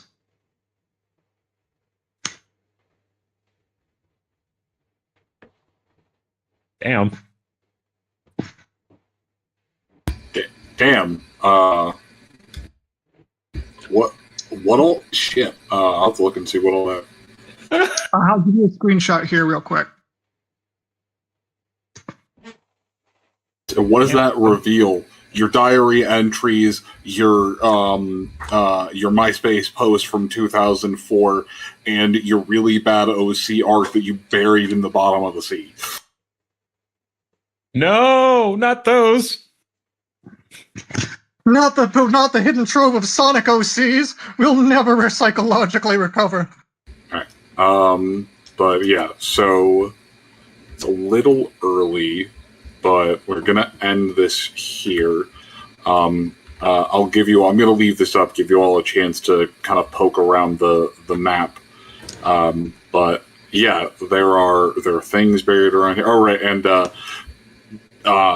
Lucia, on a natural 100, as you walk in, you take a sniff of the air, and the first thing that you notice is over here, buried back in this corner. I don't know why it's hitting over there, but buried back in this corner, covered in dust, but somehow intact, there is probably aged in barrel, if it is still good, at least 500-year-old dwarven stout. Lucia just kind of points. Who's Where? Right, I know where those two are off to. Indeed.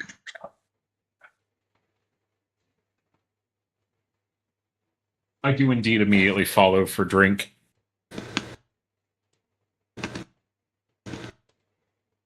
There are multiple barrels of it. It looks like it was abandoned and just left to be.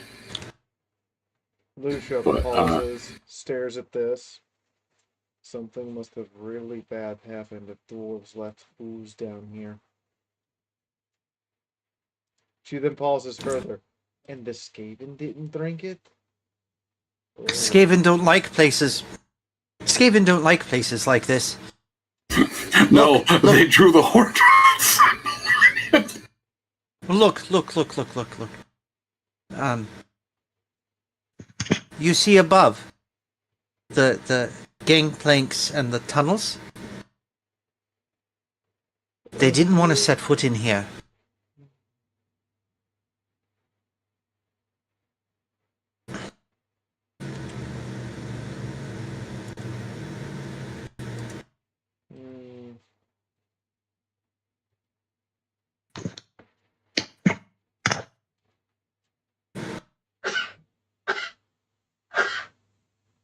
Something Right. All right, thank you for the tip, Tom, and thank you for not giving Moon as what you gave me yesterday. Oh dear God. Also, thank you for the gift sub to Overlord Chameleon. That is not Cammy as we know her, apparently. To Birch Pony Chick, thank you guys for the host. To Birch, thank you for the raid. Rocket, thank you for the host. And Jackal, welcome to the army if you are. Make yourself at home.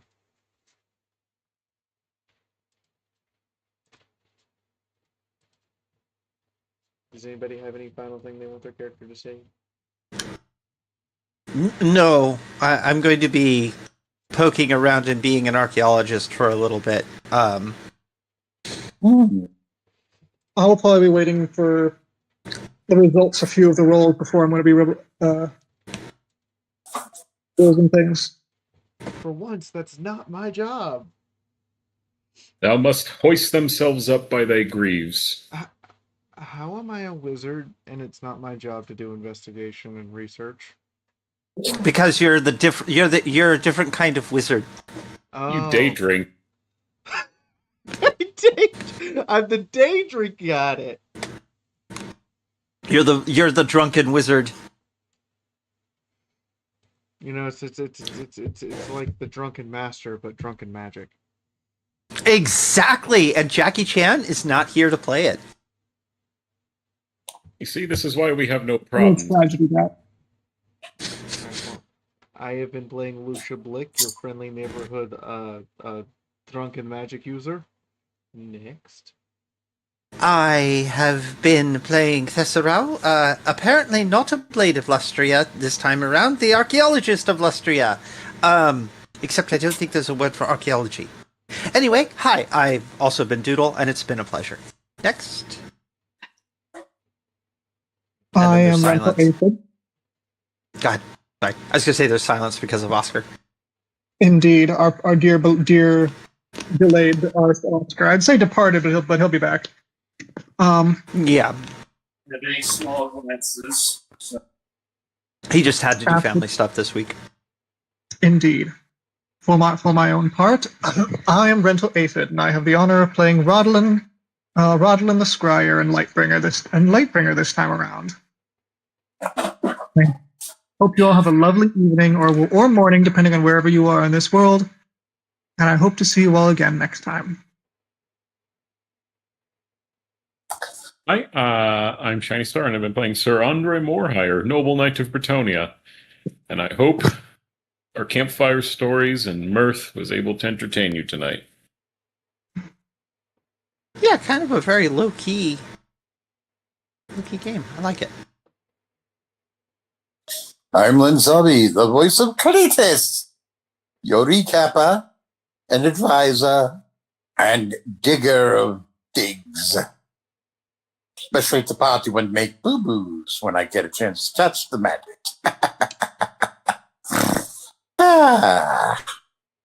Well, folks, I'll say it as I usually do. Tune in again, same rat time, same rat channel. And now it's on to the Moon. Hey, it's me. I made it back just in time. I'm Moon. I have been the rat conductor of this rat bastardry. And you all have made it to a very interesting little crossroads area. But we will be able to inspect that more next time. Yee. Side note, again, I announced this beginning stream, announced at the end of stream. There's been an abrupt change to the Saturday schedule, and there will be a Sunday stream. The abrupt change to the Saturday schedule is that we will be playing a new tabletop game that's available on Kickstarter as a favor to the person who let me make HC Draconis novels. Novels plural, because I'm writing the second one as soon as I can get the money together to start paying my editor again, which the stream tip goal up top, that's what it's for this month, is so I can start writing again and paying my editor. Thanks for being here. Say goodnight, players. Good night, players! And 3, and 2, and 1, and button.